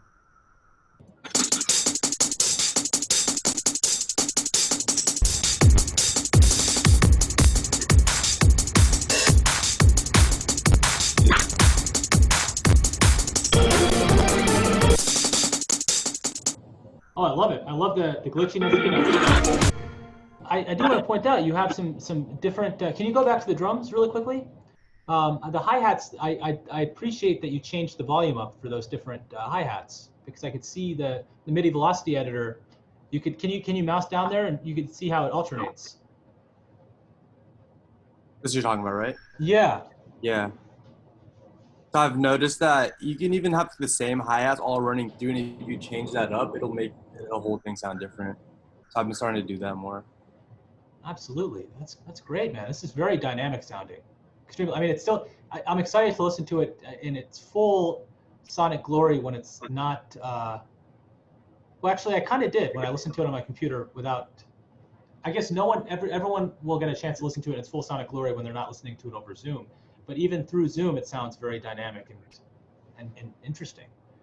And cool. So, this is like a remix of sorts because you have the MIDI of the song, and then you enhanced it with all of your contributions. It seems. Yeah, like I just made it sound like more unique in a way over here. Because everyone will recognize the beginning, and then it gets like a little weird when it gets like over here. Everyone recognizes like classic. Man, that's great. Yeah, I really like it, man. I'm excited to give it a deeper listen. But it's really great stuff. It's awesome. Thank you. Yeah. Well, let's give Adil a round of applause again. Yeah, thank you. Oh, while I'm up here, I'm gonna drop a link. I'm doing like a DJ live stream on Friday at 8. I'll drop a link if any of you want to watch it. Oh yes, absolutely. Yeah, I'll create a little thing on the OneNote too. So I'll put it on the OneNote so everyone could check it out as well. Cool. Thank you. Yeah. All right. Nice. Yeah, fantastic stuff. Really good. All right, let's check out the next participant. Okay, Upo. All right. I will open it and we can listen to it.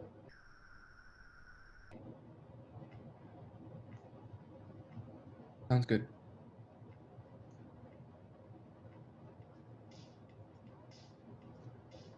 Oh, no one was hearing what I just did because I wasn't sharing my screen. All right. I got a little preview of the heat that's about to come out of your machines. Let's check it out.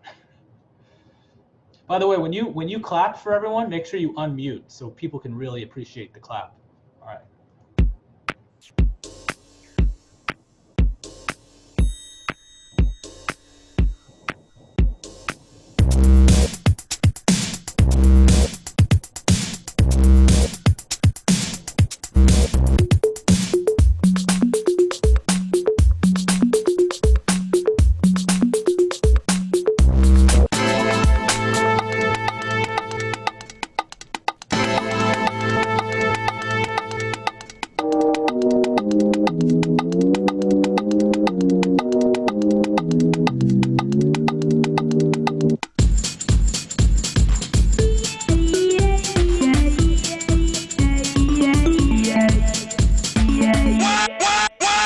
Check it out.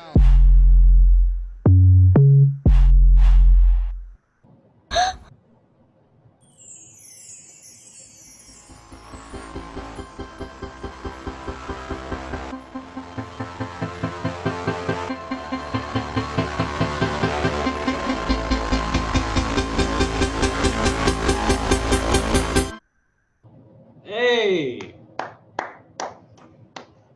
Hey, man.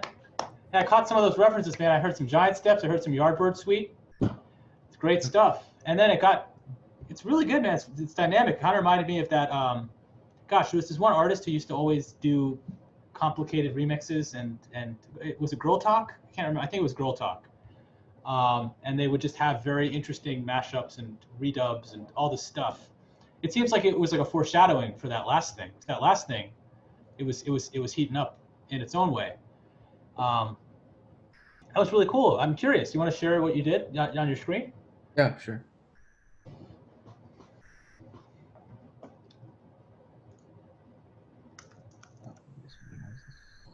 I have to keep track of who's been sharing because I'm realizing this might take a little longer. So I want to be equitable with people so that everyone gets a chance to share. So Upo and Adil.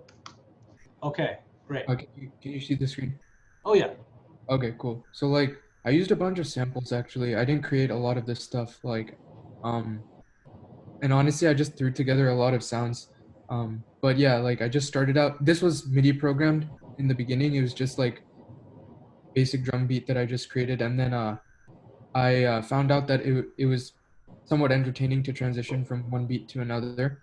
So I used these samples, and then there's a little automation here and there. It's nothing like insane, but yeah, it's like what else did I do? And more MIDI, and then yeah, I mean that's basically it. I just threw stuff together. I did it pretty quickly too, so yeah. It was really, I think it was well done because it felt like you left a little bit of space. Like you created auxiliary effects to kind of transition between these different bursts of sound. It was cool. It was like a very immersive sort of, I don't know what they call these tracks on CDs, but like there's like sometimes in between tracks they have like, they've got these like, I don't know, Tribe Called Quest does this sometimes where there's just a bunch of interesting samples. Yeah, that's cool. Yeah, and the Yardbird and the Giant Steps. Did you type that in or did you? Yeah, I actually typed that. That's awesome. And then yeah, I just like layered this with. This is if you guys are curious, this one I found this one to sound pretty cool. It's called VocoSign. You can use it as well. And then yeah, just the marimba. So I tried layering it. It sounded even cooler. And then for Giant Steps, it's just like a regular piano thing. Ah. And then it was pretty cool because I found out that when there's notes that overlap, it like slides in, like glissando type of thing, kind of. Yeah, they call that glide on Glide, synthesis. Yeah, like right there, and then. That's really cool. It seems like, if I'm correct, on the very bottom right, that looks like you're using Simpler. What is Simpler? In the device view, the device that you're using to render the audio, sorry, the MIDI instrument that you're using to render the sound. If you shift tab. Shift tab. Oh, this I think thing? yeah, that's the device we've been looking at today. So I mean, I think to change that, I'm trying to remember where the glide setting is. There is a setting in here where you can adjust the glide. Oh, glide time. If you go to the very right, and it says glide. If you want it to be a longer glide, you can actually, or actually keep it on glide, and then you. What is glide again? Is that going from one note to the next? How long it takes? Exactly. So if you change that to something really long, it'll take forever. In fact, it'll be so long that it'll never even get there by the time you get to the note. So you could try that and see how it sounds for that one.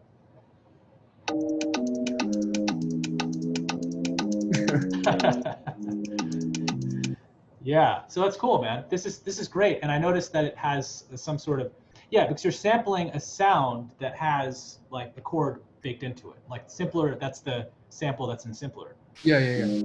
Yep. So that's cool. I did notice, sorry, I did notice at the very end when you had two MIDI instruments doing the same thing, you could actually group those together because they're so for instance, we haven't actually talked about this, but if you select Vox sign, on the track header itself on the right of the arrangement, like the pink thing, yeah. If you press Command G, no, sorry, actually don't do that. Double click it, and then if you click the device itself, this is a foreshadowing for what we're going to talk about next time. But if you click Vox sign right there and you press Command G, it'll actually make an instrument group where you can actually use multiple devices to control the same MIDI. Whoa. So for instance, if you want multiple, because it seems like those two MIDI clips are the same exact MIDI clips. They're not different. Yeah. So, but anyway, we won't talk about that. But if you want to do some investigation on this before next class, I'd recommend it. But it's probably a little too. Is that, sorry to interject and kind of go on it. Never mind. I'll just ask later, since we're doing the show and tell. I don't want to interrupt. That's all good. No, it might be best to, because that's a really deep topic. So we'll wait. But if in case, for those who are curious, look up instrument groups, and because we're going to talk more about those next time anyway. So, so let's see. Why don't we check out? Oh, geez, sorry. Just noticed the cables.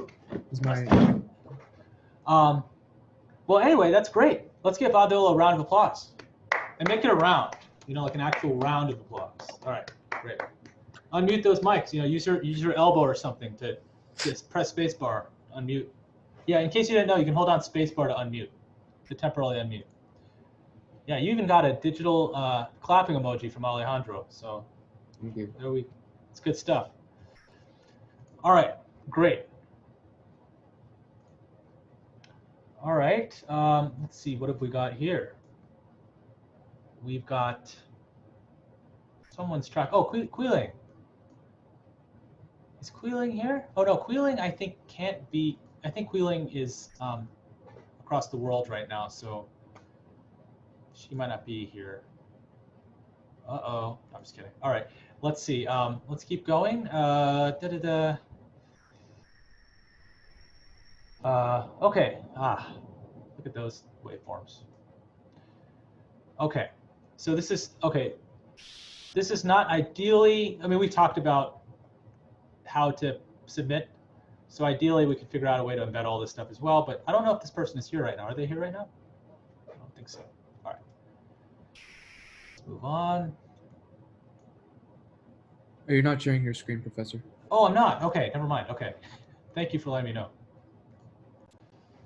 All right, here we go. So I guess it's probably good that I skipped all that. You don't have to see that again. Is this person here? Is this person's name Richard also? I'm trying to remember. I'm so bad with names, and I know some people have aliases as well. But I think if I remember correctly, this alias is across the world. so it's 3 o'clock in the morning right now for them. So I'm just gonna skip. And I actually told him, I was like, just stay asleep, man. Don't even worry about it. All right, let's see. Is Hong here? Hong Jin? Yeah, I'm here. Oh, great. All right. All right, I'm gonna click it.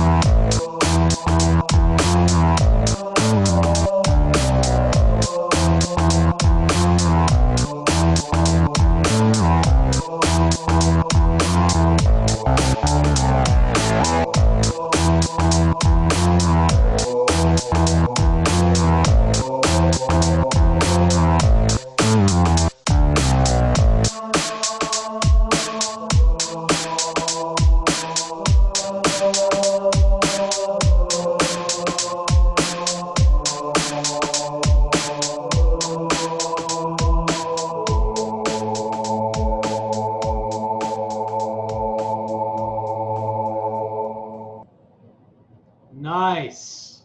That's great. I mean, there's so many comments in the chat now. I don't even know what, I'm so out of touch with today's slang that I don't know what any of this means. But you got a lot of drop top. You got a legend. Halo vibes. Okay, I know what that is. Definitely, I got the Halo vibe too. That's great. Everything sounded really crunchy and nice and like loud and present, and things were treated well. Like, I don't know what kind of processing you used, but I really liked it. So why don't you share your screen and we can kind of take a listen or a look / listen. I can't hear you. Can you guys hear me now? Oh yes, I can hear you now. All right. Let me try to share my screen. Cat jam. That's a good slang. That's slang. I like it.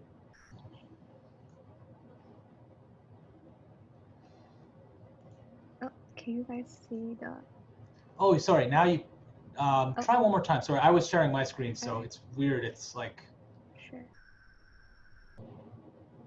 Oh, nice wavetable. All right. So I just created very simple rhythm, like just repeating simple set of notes, and then I created a little bit like my drum track, but because I'm very bad at drum track, so I actually don't know how I figure out, but I just put them together, and then they just came in this way.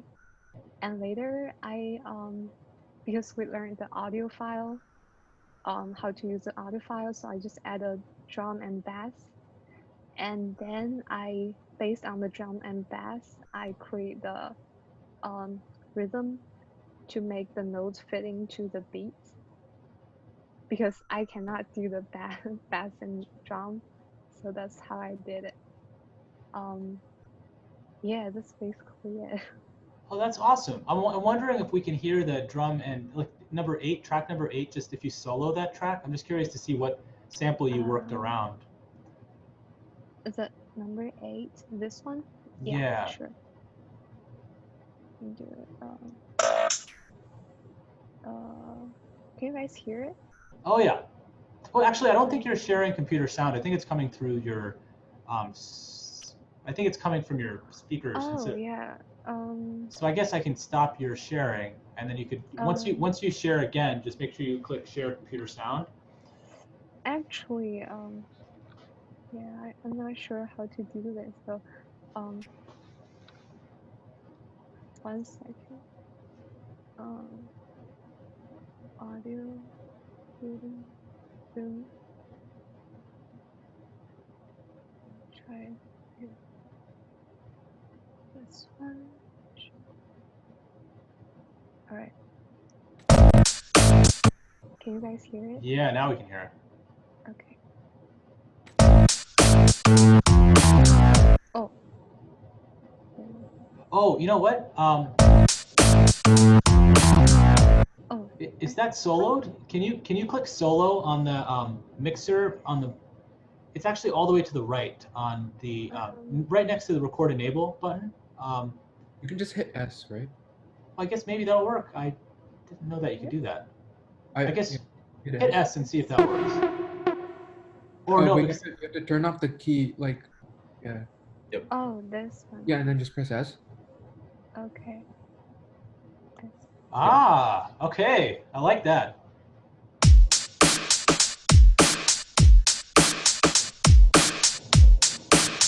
I see. Okay. Great.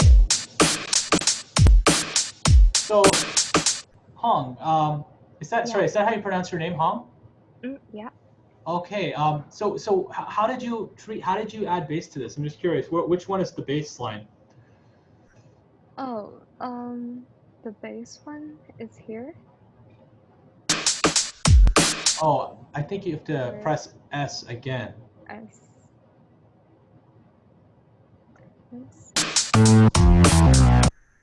Yeah. Oh, I see. That's cool. So how did you come up with those notes? I don't know. I just feel like so.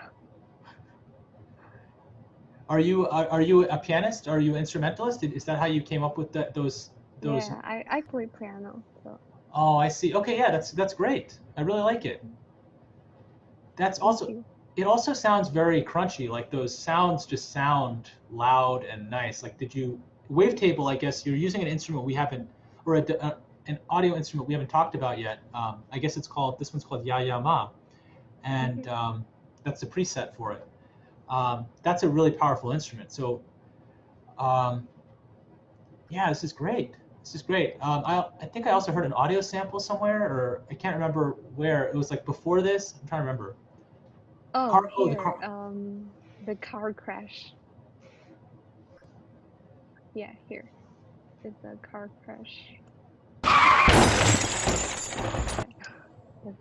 Nice. Okay. Yeah, that's great. Yeah. Well, great work. Let's give Hong a round of applause. Thanks, guys.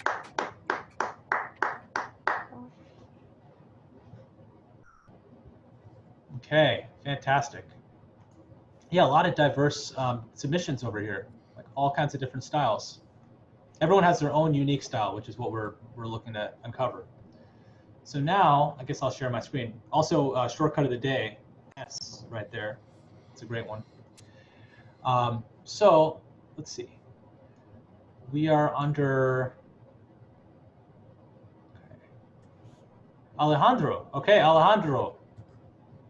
Let's check it out. Is it homework real 1 at .mp3? Okay, no, we'll do the WAV file. We'll be in high quality. Yeah, I did everything where you have to download everything, but I'll fix it after this lecture. No problem. Let's see. Maybe I'll download MP3 too, whichever downloads first. Huh.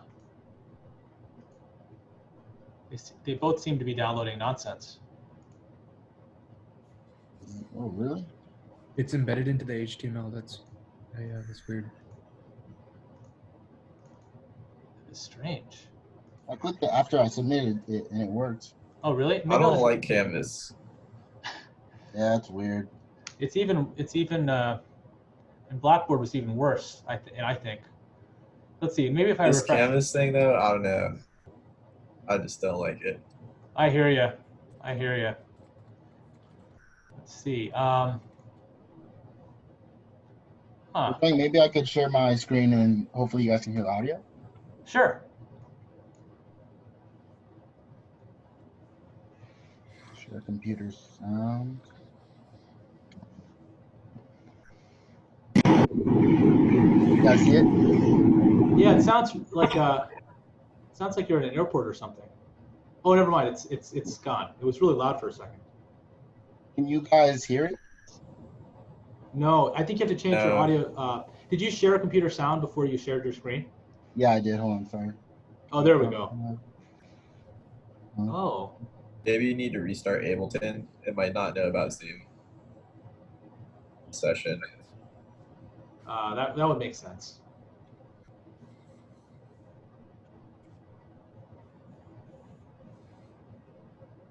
Sorry for the wait. No worries. We're in eager anticipation.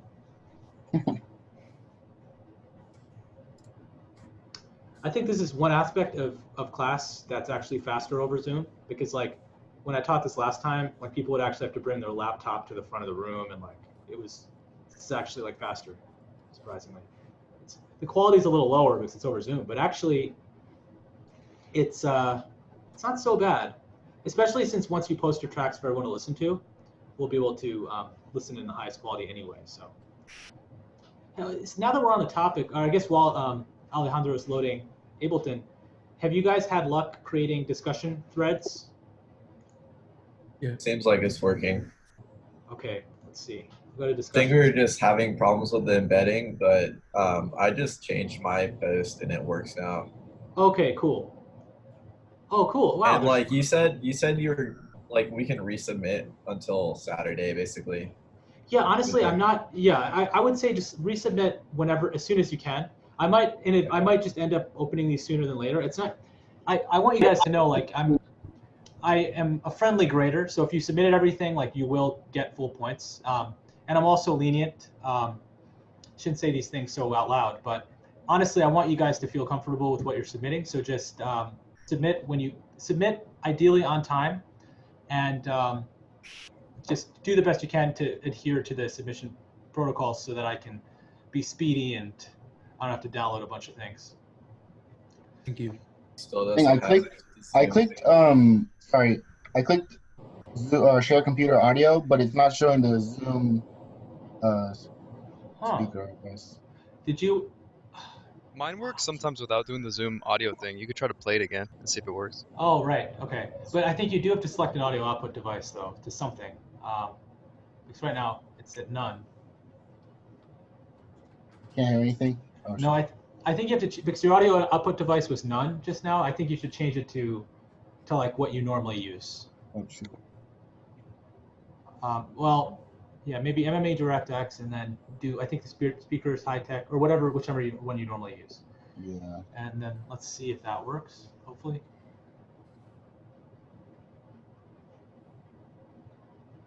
Okay.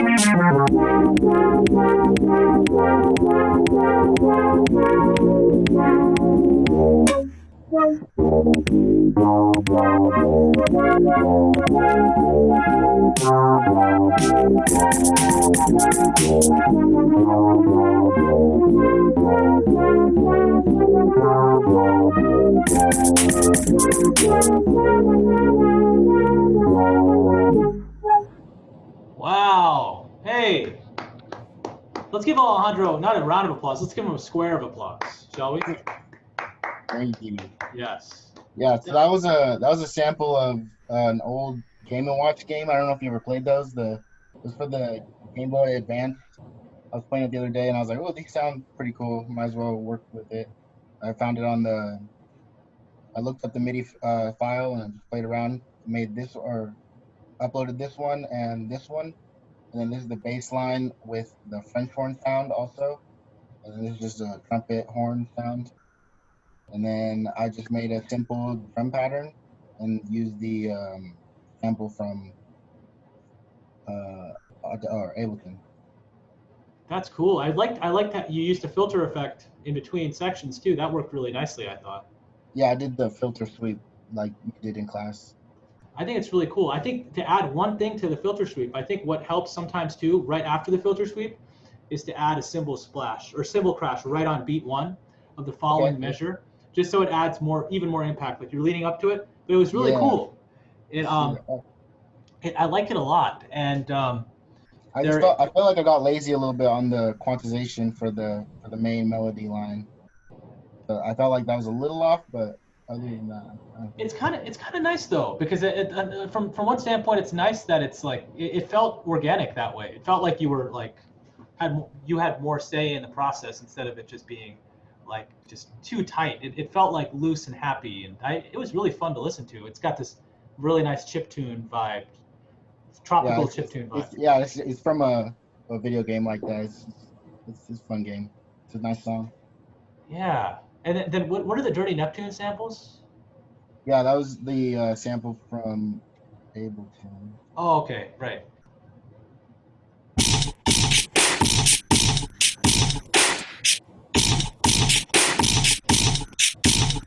That was the slowed down, 2 times slowed down. That was nice. Just 2 times faster. Cool. Did you just out of curiosity? Do you remember what warp setting you used for that? I don't. I think I just clicked speed it up for the 2 times. Oh, I see. So it's probably beats. It would make sense that you would use beats because it's a percussive sort of thing anyway. Yeah. So that is awesome, man. Really good. Thanks. Excited to see where you go with this, man. So congratulations one more time to Alejandro. Very nice. Fantastic. Okay, let's see. Yes, I don't even know if it's worth sharing my screen because well, I know it is because I could still play audio, provided it's embedded properly for my machine. Let's see. So, let's see, Alejandro. Christopher, it's time, my friend. Let's check it out. Here we are. Let's do it. Let's do it. The song. Okay, I'm going to click the song. And Chris requested that you plug in your subwoofers in case you haven't done so already. By the way, class, I'd recommend in general, for the sake of audio quality, headphones are good, and they'll also make it so that when you're sharing, like less artifacts from around your room will come back, get fed back into the system. But anyway, let's take a listen.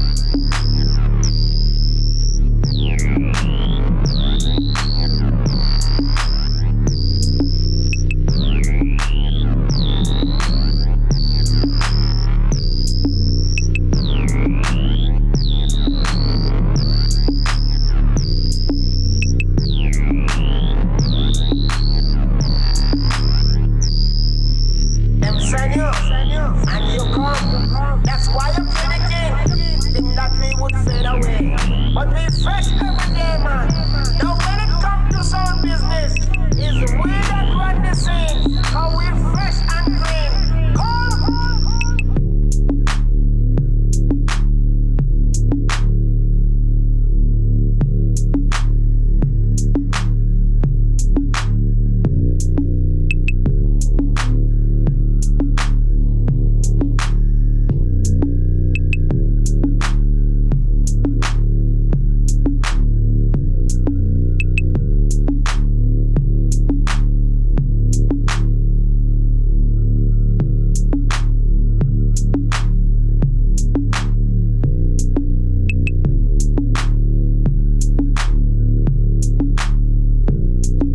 I definitely wanted to add a little more to it, but I was like messing a lot with like the mix down. But Yeah. otherwise, Cool. I would have added a lot more to it. Beautiful, man. Let's get a round of applause going, man. Really, really great. Thank you. It sounds really great. It's very fresh and clean, if I may say so myself. I'd love to see what you did with it. I think I might have heard some LFO action going on there. So I'll stop sharing and like you could. The floor is yours. All right, let's do it. Oh, my bad. I forgot to share computer sound.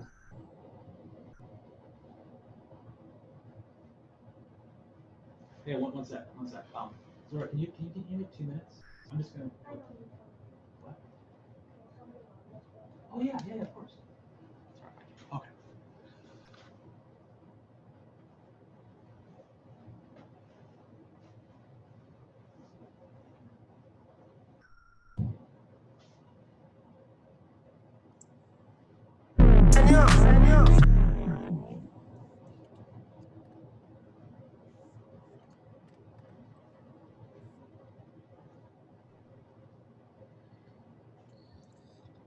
Let me know if you can hear this.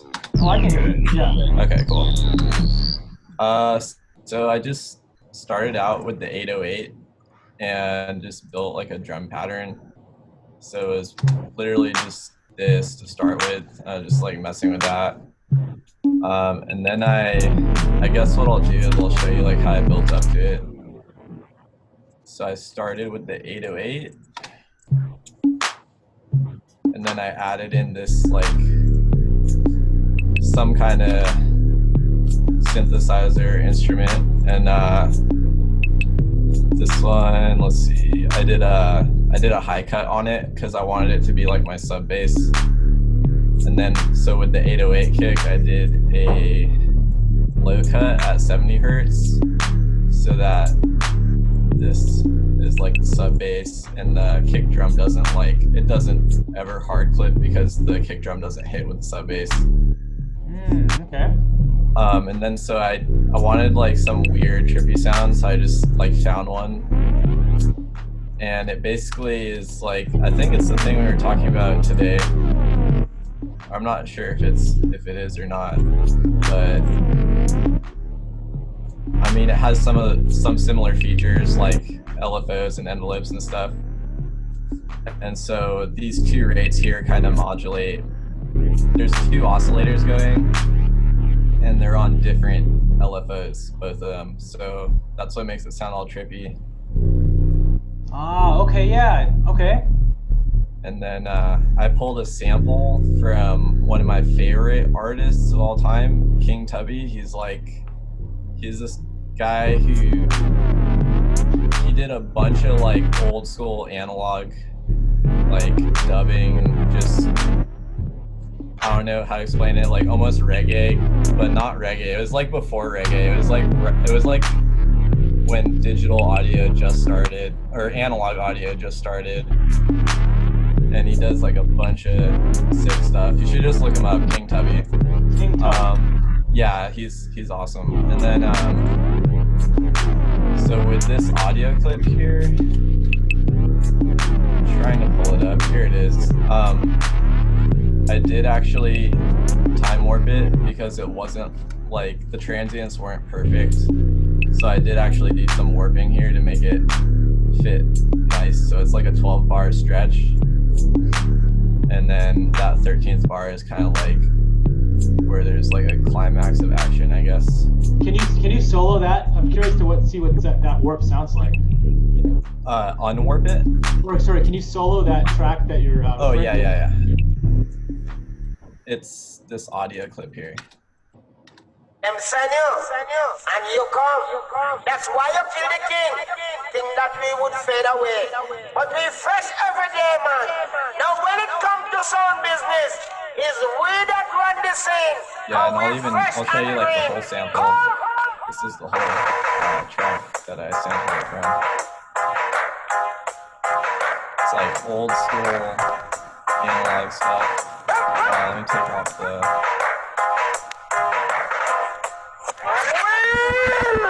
Come again, my selector. This is the musical treasure that I have for the night. All of us, stand good.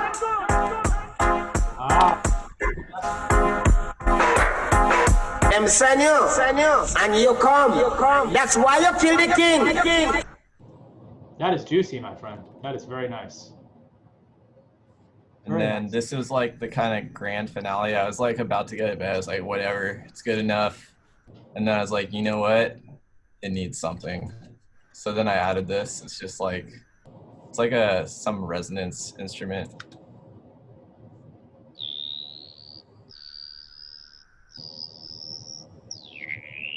So this is what it sounds like with no low cut, but I was like, there's already so much stuff in the low end that I did a low cut at 1,000 hertz. And like some of these I was compressing a little bit just to make it all fit together. And then the last thing I did, I just threw a multi-band compressor on it and a little bit of saturation. That's pretty much it. That is great, man. A lot of complex stuff going on here, but it sounds great. It sounds very nice. Like out of my headphones right now, it sounds very, very well done. And it's like just a fun thing to listen to. It's a great use of that sample and all of those kind of elements that you added to it. They work very well alongside it. And I noticed you're doing some audio chopping with certain samples over there. I think on track 4, I think. Oh, track 4. Oh, okay. So what I did here is this is the same instrument. It's like that sub bass. But I was like, this is kind of like how you're saying like in music theory, like you play a different note and it wants to resolve to another one. So this is kind of like the note that's out of place, and I just wanted to make it a little more out of place, I guess. So I put on this, I think this is an auto filter. Yeah, it looks like it, yeah. Let me see what it sounds like.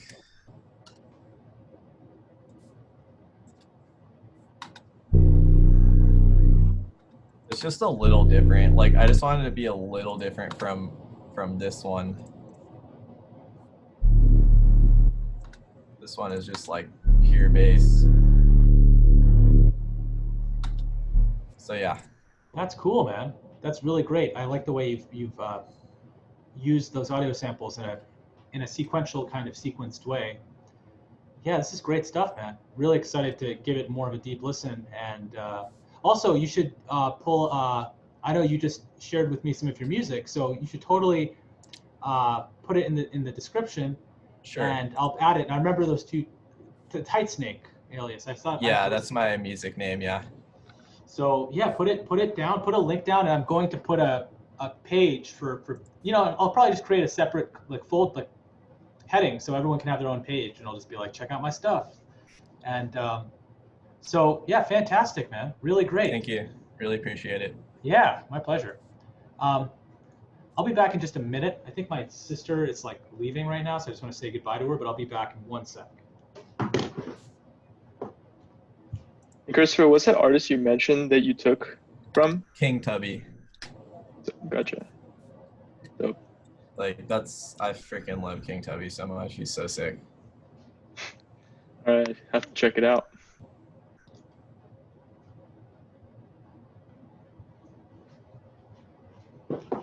All right, let's see. I might have to duck out right after class, but I might, office hours wise, I could schedule a time to meet in like 10 minutes or something. It's just after this class, I just want to say goodbye to my sister really quickly. But let's see, what to listen to now. Let me share my screen and let's see, Zoom, share screen, computer sound. All right, I wonder, do we have time for one last one? I think we can get one in. Let's see.